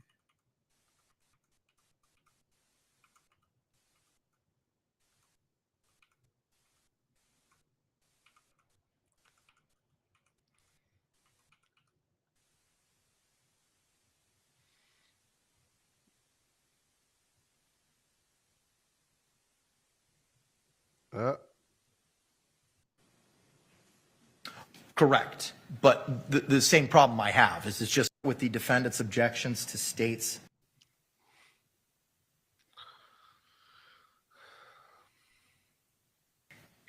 All right, we're back on the record, 2020 CF 2603, State of Florida versus Sarah Boone. State, you can get appearances. William J. for the state. Defense. James Owens for Ms. Boone. Tony Henderson for Ms. Boone. All right, thank you. Ms. Boone is still seated at counsel's table with the same clothing from this morning. All right, I've been provided by Madam Clerk defendant's 5th amended reciprocal discovery exhibit list. I haven't had the opportunity to review it yet, but it is in my hands. Let's start with the defendant's objections to state's digital exhibits. I'll turn it over to you, Mr. Owens. I need my hat.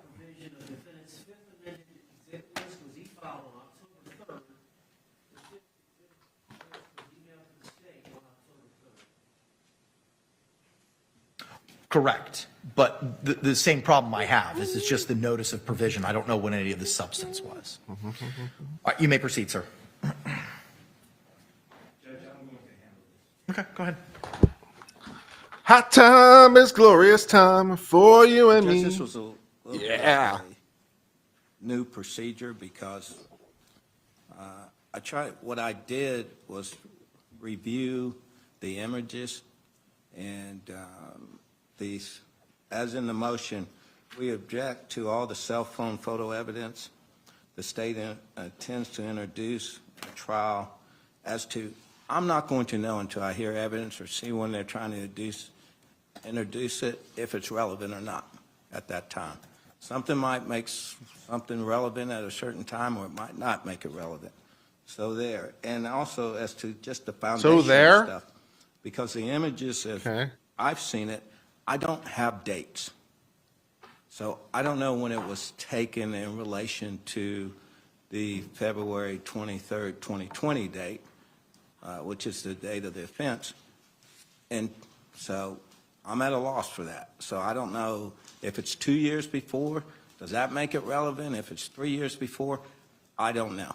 So that's going to be, if the foundation is laid, that's my problem with these photograph exhibits, is I don't know until I hear who's trying to put it in, how's it identified, and if the proper foundation is made to make it relevant. Okay? Response?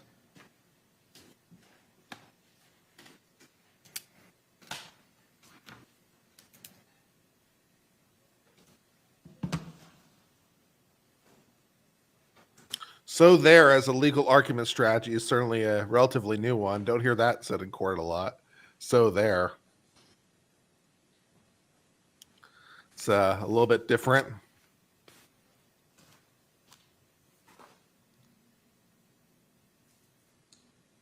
Is this going to be considered a separate hearing for the record? So should this be D or should it be A? Everything was, when I called what was being heard today, it was all in the same hearing, so I believe it should be pre-marked as D.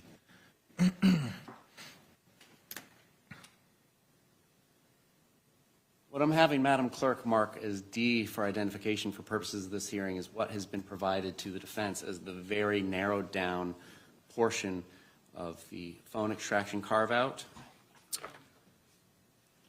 What it has is what, and we were even so specific that we labeled one part of the PDF case in chief pages, of which there are 59. We labeled rebuttal pages, of which there are 108. Attachments that go to the case in chief timeline.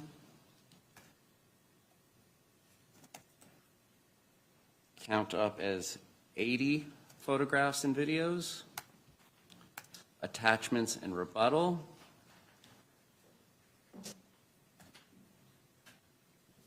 Count up as 147 photographs and videos. There is metadata that comes with all those files. So Please stop with the up talk. Date stamp and time stamp on each of those files.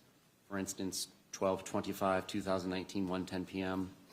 Another one might be 10/26/2019, 6:06 p.m.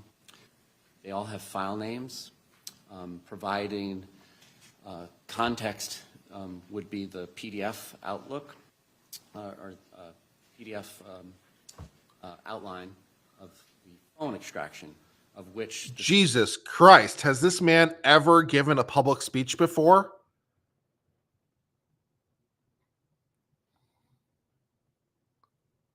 Well, Your Honor, it's like this. I think that this exhibit is like, Your Honor, it's just we'll mark the exhibit D, and it's like, if you think of what okay. state will now move into evidence so that the court consider this as states 4 for the purposes of these hearings. Any objection to what was pre-marked as D? All right, that will received without objection as states 4. So just to give the court an example. Just give the court an example.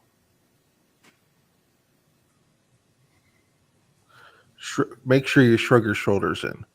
Bring your shoulders in, down, like this. Instead of speak like this. This will really help with the public speaking. Yeah, Your Honor. Your Honor, I'd like On to page talk 49 of Page 59 49 of the PDF labeled case in chief, entry 31107 in this PDF from the phone extraction is labeled videos. 2/23/2020, 11:12 p.m. 45 seconds, UTC -5, which means corrected to Eastern Standard Time for that time of year. Image _1062.mov. So that sort of information is going to be there for the majority of these files. The ones that end up being recovered from unallocated deleted space are sometimes not going to be there. But there will be contextual clues as to their relevance. The court will be able to see that. So for instance, that image is the 2-minute infamous video of Mr. Torres being in the suitcase that started at 11:12 p.m. Is this the state? Is this the state? I didn't know that the government hired eunuchs. 45 seconds on February 23rd. So there is context that can be used both on the metadata that's in the file when you list these files by details instead of by icon, and then within the timeline. And what we have carved out is the case-in-chief timeline has a conversation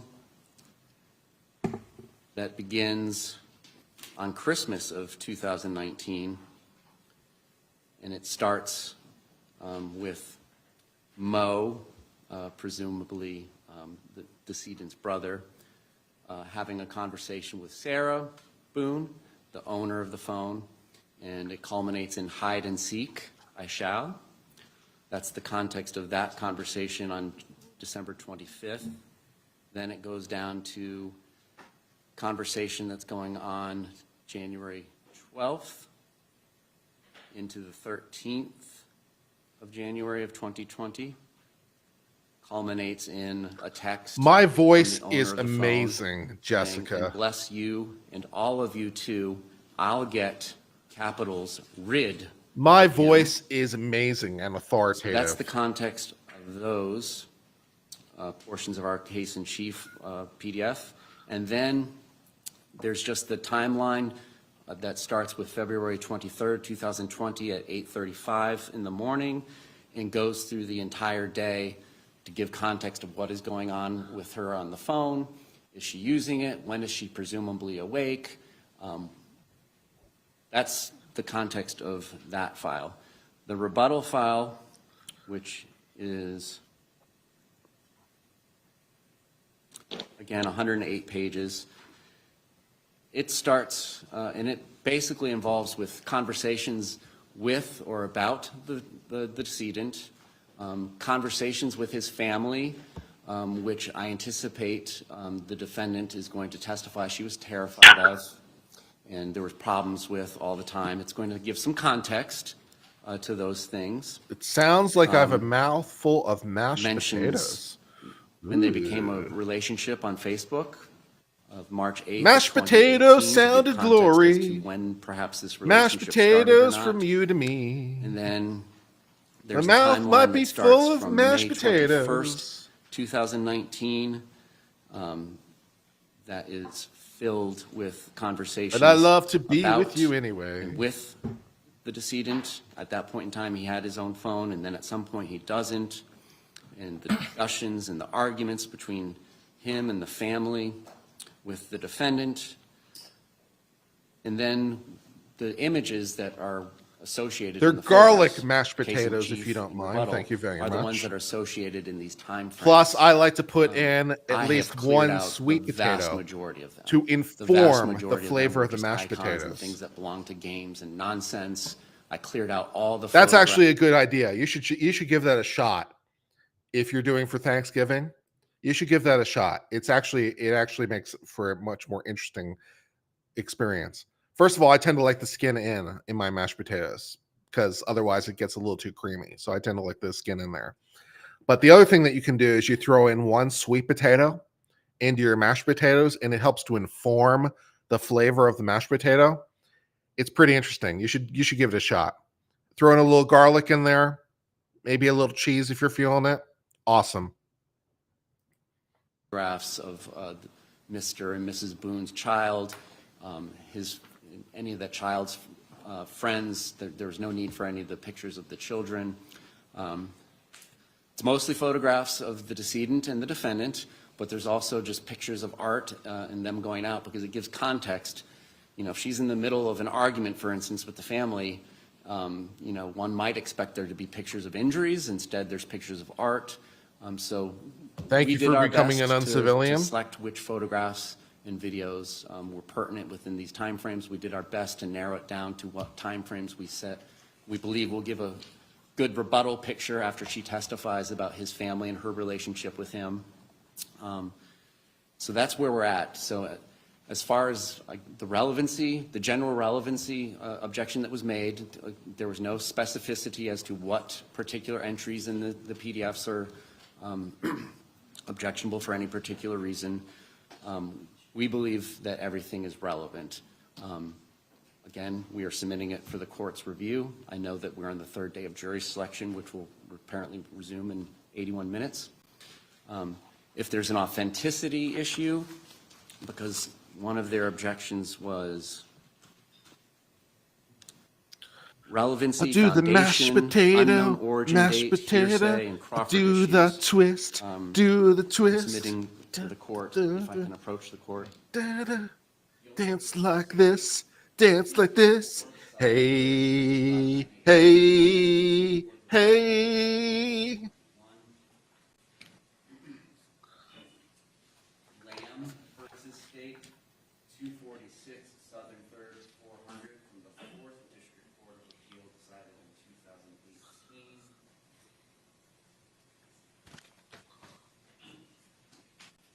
Gale, G-A-Y-L-E versus State, 216 Southern 3rd, 656, 4th District Court of Appeal case as well from 2000. We should do a cooking with Kurt episode with mashed potatoes. We 100% should do a Low cooking with bar Kurt mashed for potatoes edition. authenticity. Yeah. As Professor Earhart from Florida State University would tell us, authenticity is a very low bar for the court. It is generally considered a matter of weight for the trier of fact. And with this digital evidence, it can be established and authenticated in a variety of ways. What the state expects the evidence is going to be is that the defendant's phone was taken from her home by law enforcement, as we know from the motion to suppress, and it was provided to a digital forensic examiner who was able to use the defendant's passcode to unlock it and perform a digital extraction. So that should clear up most of the authenticity issues as to who the owner of the phone is. The state readily concedes and has provided context by using extra pages of conversations that at some point the decedent no longer had his own phone and was using Ms. Boone's phone from time to time. And in fact, that is part of her allegations about pornography and contacting other women.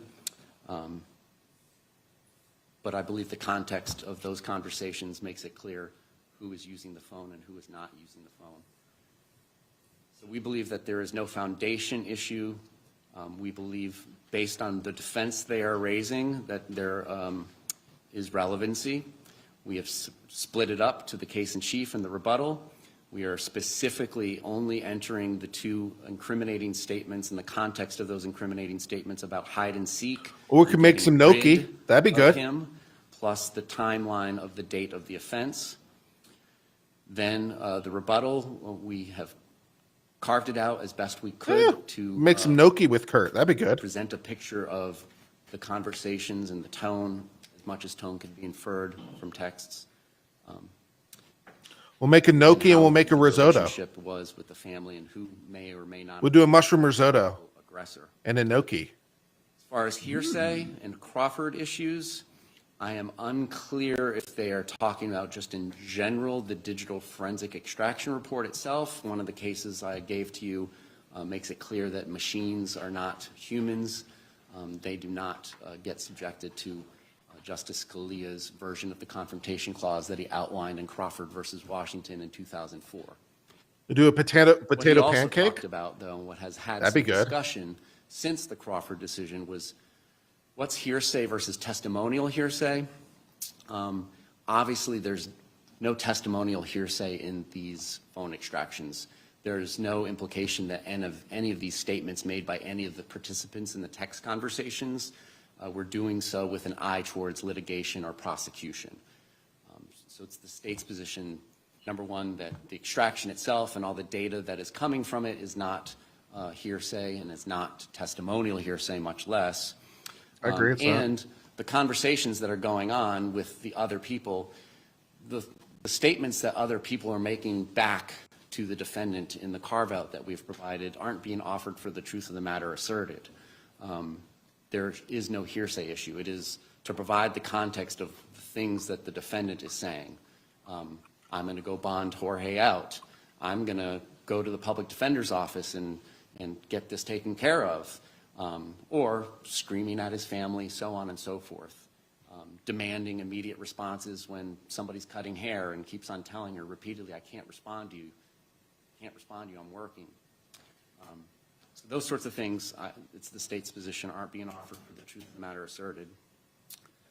As far as the unknown origin date, I think it's pretty clear from the PDF timeline that there is a date and timestamp to every single entry from this phone extraction, and that corroborates with the images, most of the images, some were from unallocated space, but it corroborates the metadata for these images.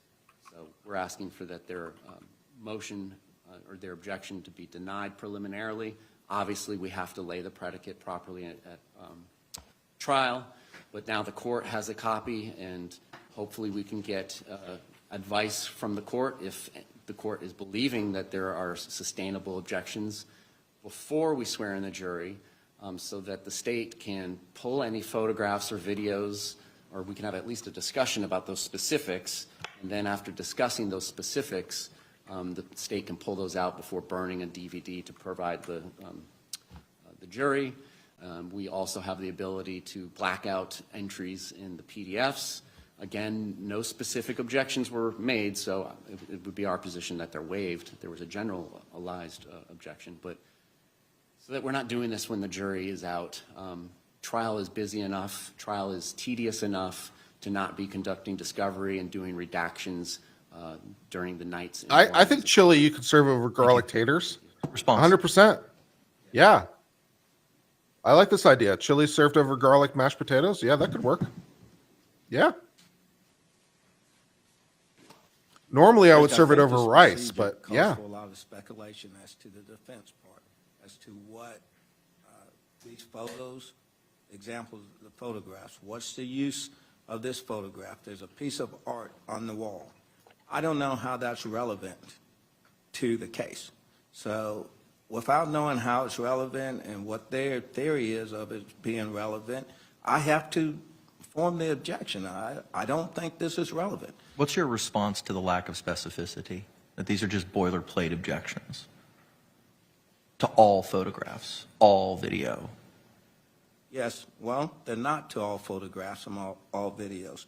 There are things that we list. It is an objection to all cell phone photo evidence the state intends to introduce. Correct. It is objections to all cell phone video evidence the state intends to introduce. Because at this point in time, Judge, I can't tell you what the independent objection would be. I don't know how it fits into their theory of the case. Oh, dear. That's cause for me to speculate how it fits into their theory of the case. How can I do that? If they show you a picture, like a picture of artwork,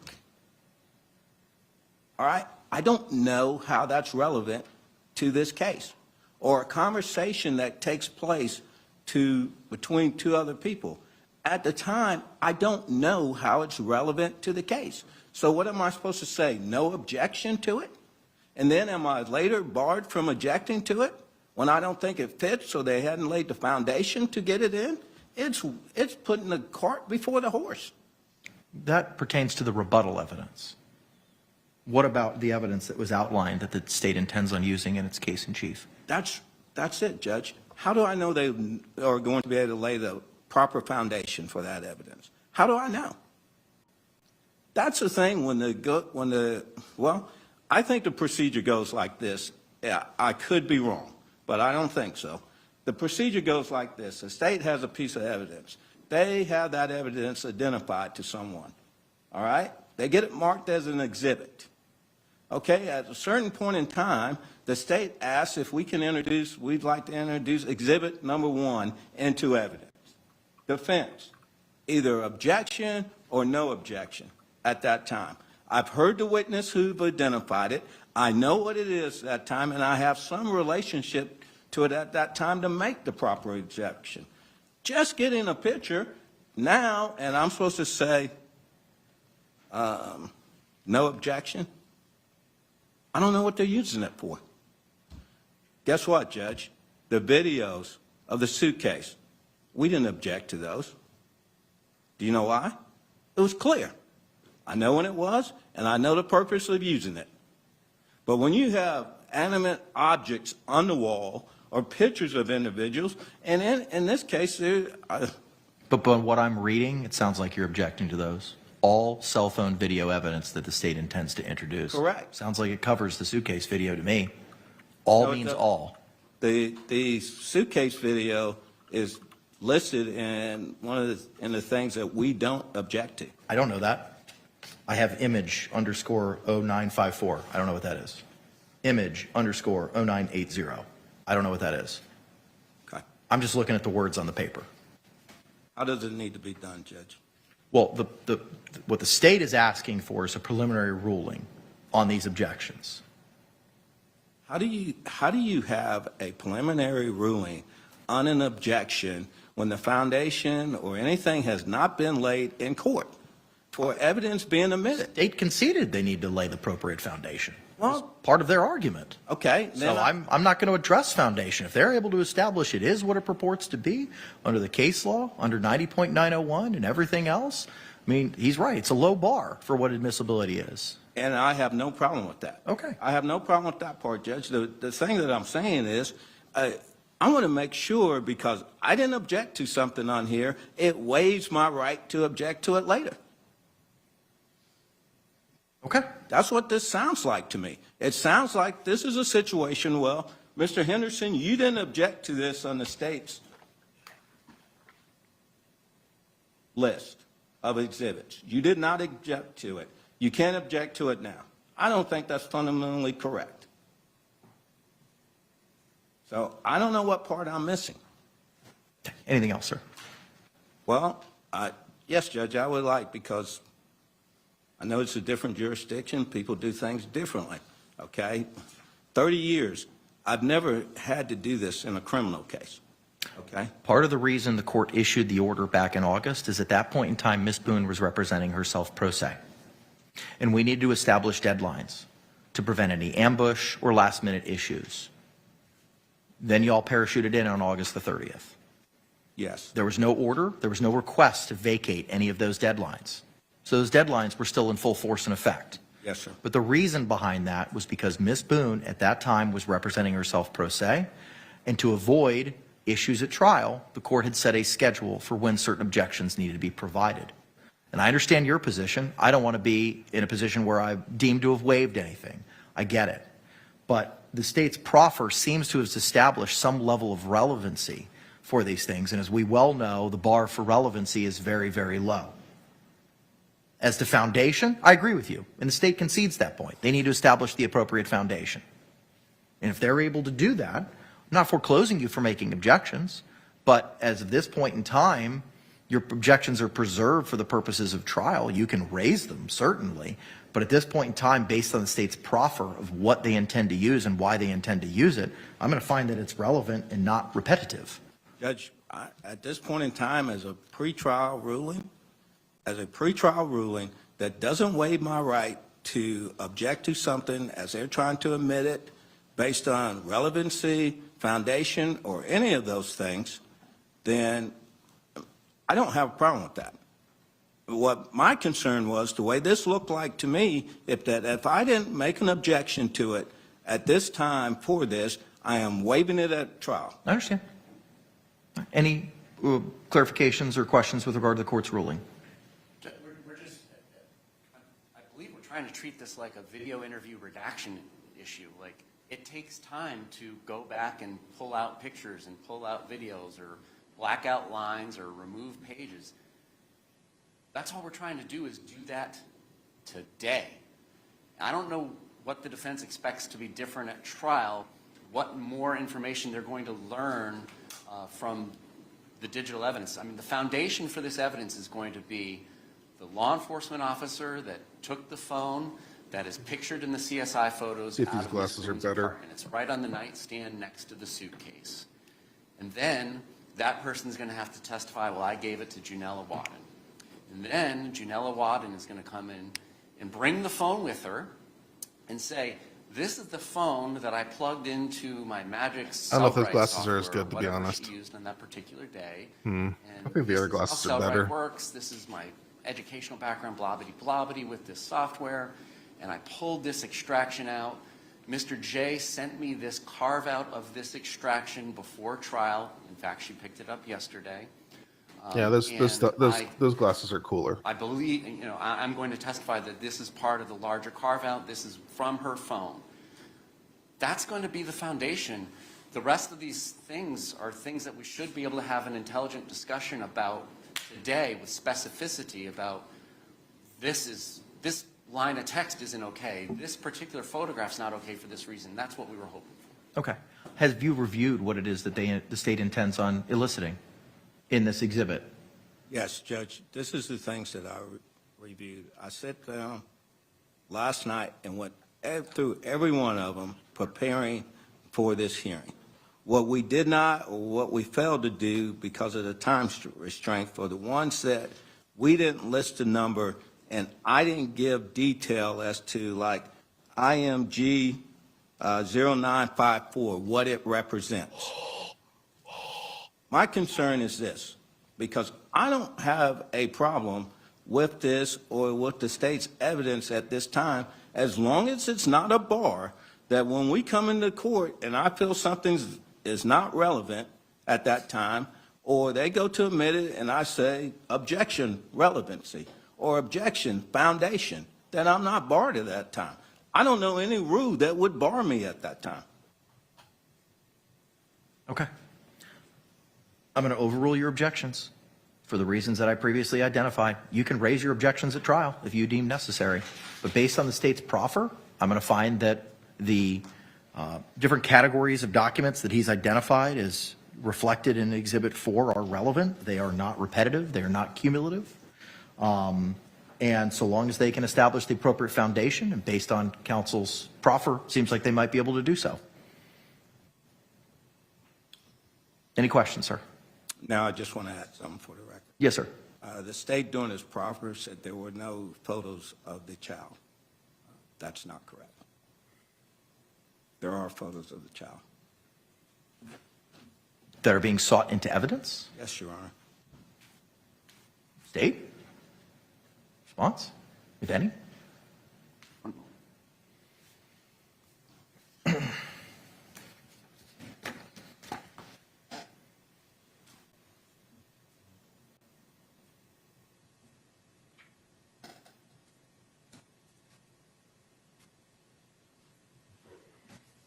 She would testify as the first defense witness, aka Cat Lady. She would testify as the first defense witness. Thank you for your super chat. Appreciate it. Yeah. Or at least she would be the first. She would have to precede any of the expert witnesses. And I'm not sure if there's any other witnesses beyond that. So if there are fact witnesses beyond Sarah, then fine. But she would have to be she would have to precede the expert witnesses. So yeah, she'll have to testify first.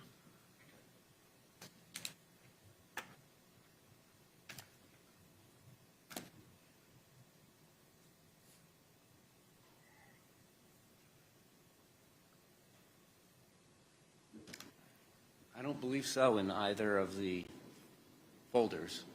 I don't have any independent recollection if I tied it up more than when I gave them. A sniffer of cognac. What I believe the exhibit to be a week or two ago. Armagnac, baby. I don't see any. Armagnac. Cognac isn't fancy enough for me. Armagnac.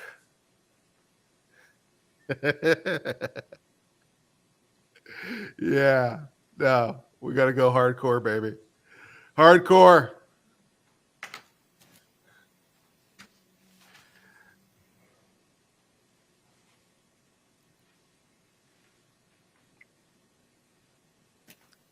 That's actually hilarious. If I was drinking Armagnac on stream, oh, dude, man. Oh, how that might be the most Ponzi thing I could possibly do. I'm half tempted, man. Holy shit.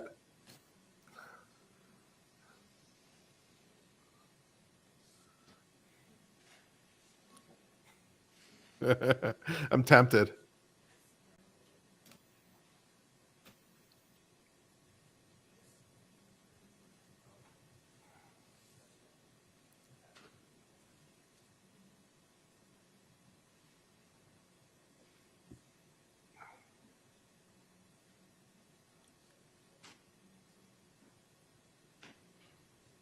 we were still trying to come up with an official Sarah Boone cocktail.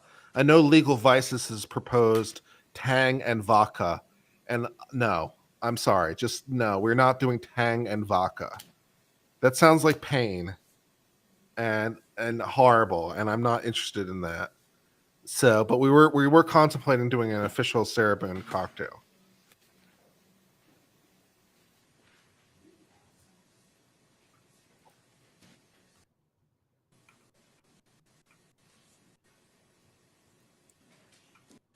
Reflection of children in a, I don't know if it's a snow globe in an aquarium or whatnot, but I have no objection to removing those two.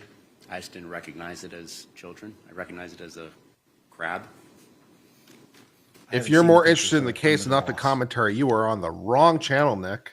Well, I'm sorry. You are on the ordinary file wrong name, channel but, if you're not I interested in don't have to commentary. remove those Fuck two off. exhibits that they're I take care of that issue for you, sir. That takes care of that issue, Judge. But the point that I'm trying to make with that and why I raised it is that there are going to be certain things that I'm not going to know into what is the purpose of it as far as how is it relevant now.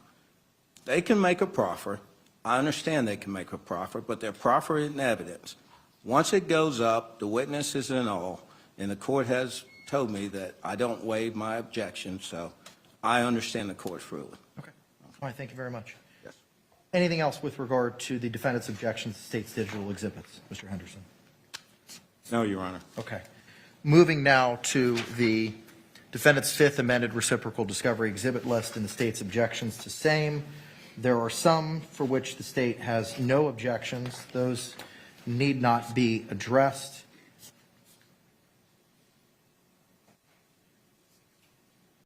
Dr. Pepper just with be crack dealing and rum with is a pretty the good idea. I like that. That's actually a pretty good objections idea. outlined. Dr. Pepper with crack and rum. It is not lost on the court that it is Pretty good. 12:30. Thank do you, have a jury Gabrielle, for coming in and out. $5. Appreciate it. My court staff does need a lunch break. So how do you want to proceed, Mr. J? Thank you for the Wanna roll $5. Before we swear in the petite panel. Okay. Do you have any concerns with proceeding with jury selection this afternoon and the final portion of the court's inquiry as addressed yesterday and turning it over to you without having a ruling on these? And we could address these objections tomorrow morning before we bring in the balance of our panel? All right, is that acceptable to the defense? Yes. Okay, all right, so then here's what we're going to do. We're going to be in recess till 1:30. We will report to the 23rd floor. I've already advised jury services and court admin that a room is available for us. We will continue jury selection at that time.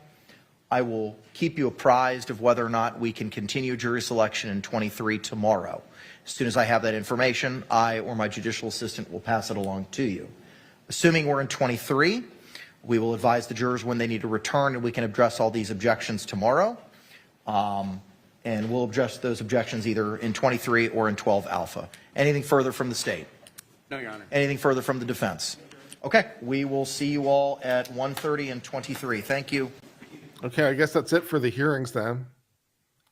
All right, well, I guess that's all for the hearings. So, pretty interesting. So, yeah, basically the state won all the motions, which is not surprising. Although we did not hear about the motion for snacks. So I don't know if that's coming up at a later time or we're just foregoing the motion for snacks.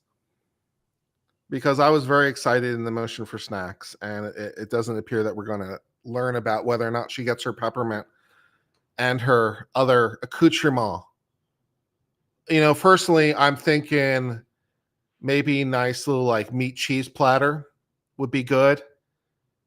Or maybe just some sliced tomato with mozzarella, a little balsamic vinegar, a little salt, pepper. Capri, that'd be good. Yeah. Or maybe like a little brie with a little summer sausage. Maybe a brioche of some kind. Or maybe a baguette. That'd be good. But it's unclear what she's getting in terms of her snacks. It's also unclear whether or not they have any wine pairings. available at the jail because apparently, you know, the dog when it wasn't biting and yapping was doing board games and show and tell and hide and seek and all the rest of it, and also drinking some sort of Chardonnay, I believe it was. So unclear whether or not they've got wine pairings at the jail. There might be some prison wine in there somewhere. Lol. So yeah. Anyways, so the state basically won all the motions. The state won the you can't raise the defense until you actually mention it, because you know you have the burden of production. You got to nail down this document to its relevancy, and you can't just give a broad-based objection. If you want to object at the time during trial, then object. If we fail to lay foundation or fail to do whatever, then object. That's fine. But you can't just shotgun a defense in advance and that somehow be effective. So that makes total sense. And jury selection is continuing this afternoon in whichever jury selection room it will be continuing in. So that makes sense. And I don't know when the trial is supposed to start. I had heard maybe Thursday afternoon, but at this point, I am less optimistic in that. So I think I don't think this trial is going to start until Friday. And if it doesn't start until next week, well, I wouldn't be 100% surprised because that's the direction of things. So, yeah. That seems to be where things are heading.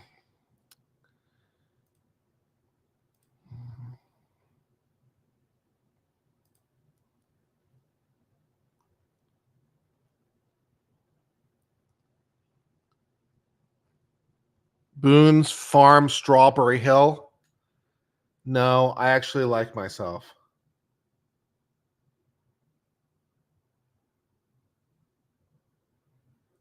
What is this? There's some exhibit on screen right now. I don't even know what this is.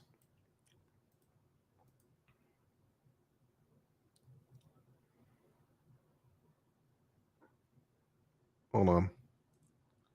This is some text message from Lena, baby. So I fell asleep on the couch for a minute after I came back in. Woke up because Sky was starting to fuss. So I made her a bottle, right? What is this?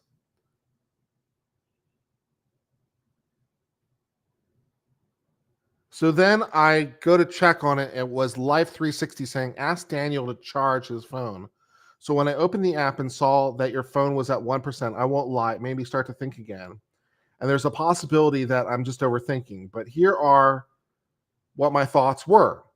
He knows we've got to work in the morning. He was just on his phone, literally right before he laid down. Why didn't he plug it in? Well, he said he wanted to be nice. So I guess I plug it in for him. My dumb ass literally grabbed the charger and then wanted to grab your phone. But guess what happened when I got to that point, Danny? I couldn't find your phone. I don't understand how you can expect me to believe when you say I'm not doing anything wrong or I don't have anything to hide when, one, you never look at your phone without a fight when I offer mine in exchange. Two, you always 24/7 keep your phone on you when you're awake and hide it when you're asleep. And three, you never leave it around me at all. Shaking my head, even when we have to work and your phone is almost always dead when it's time to lay down, you still choose to risk it, possibly dying and missing work. All because what? Because to me, it's when you have something to hide. Because why else would anyone do the things you did when they were hiding something? Holy shit. I don't know what that is, but it feels toxic. Oh, have we transferred into a different trial? Which trial have we transferred over to? Oh, the toddler tossed in a dumpster trial. Okay, we've transitioned to a different trial. I got auto forwarded. Okay, well, I'm not gonna get into that trial because I can't figure out what's going on. But yeah, that sounds like, yeah. So that's from a different trial. I got auto forwarded.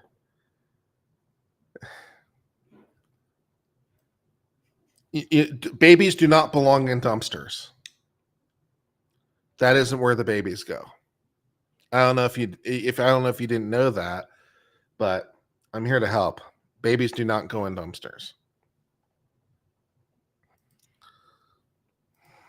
Okay. I'm the love of your life except your husband and kids. Oh, I'm honored. Thank you.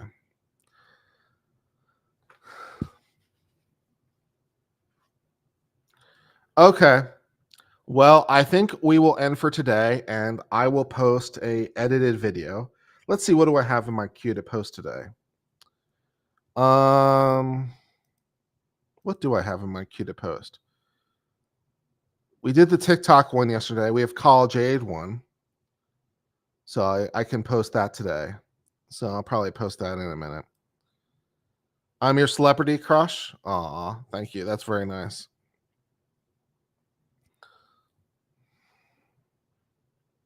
So I guess we'll conclude for now. Let's see who's streaming that I can send you over to.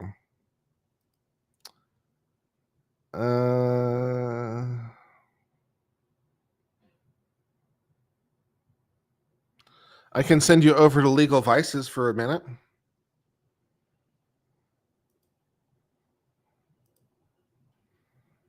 I'll send you over to Legal Vices for a minute. See what he has to say about this whole Sarah Boone fiasco. But for me, it's pretty simple. It's pretty simple. Makes logical sense. The judge, if anything, was being deferential to the defense, and good stuff. Yeah. Daryl, why you gotta bring me down? That's not fun.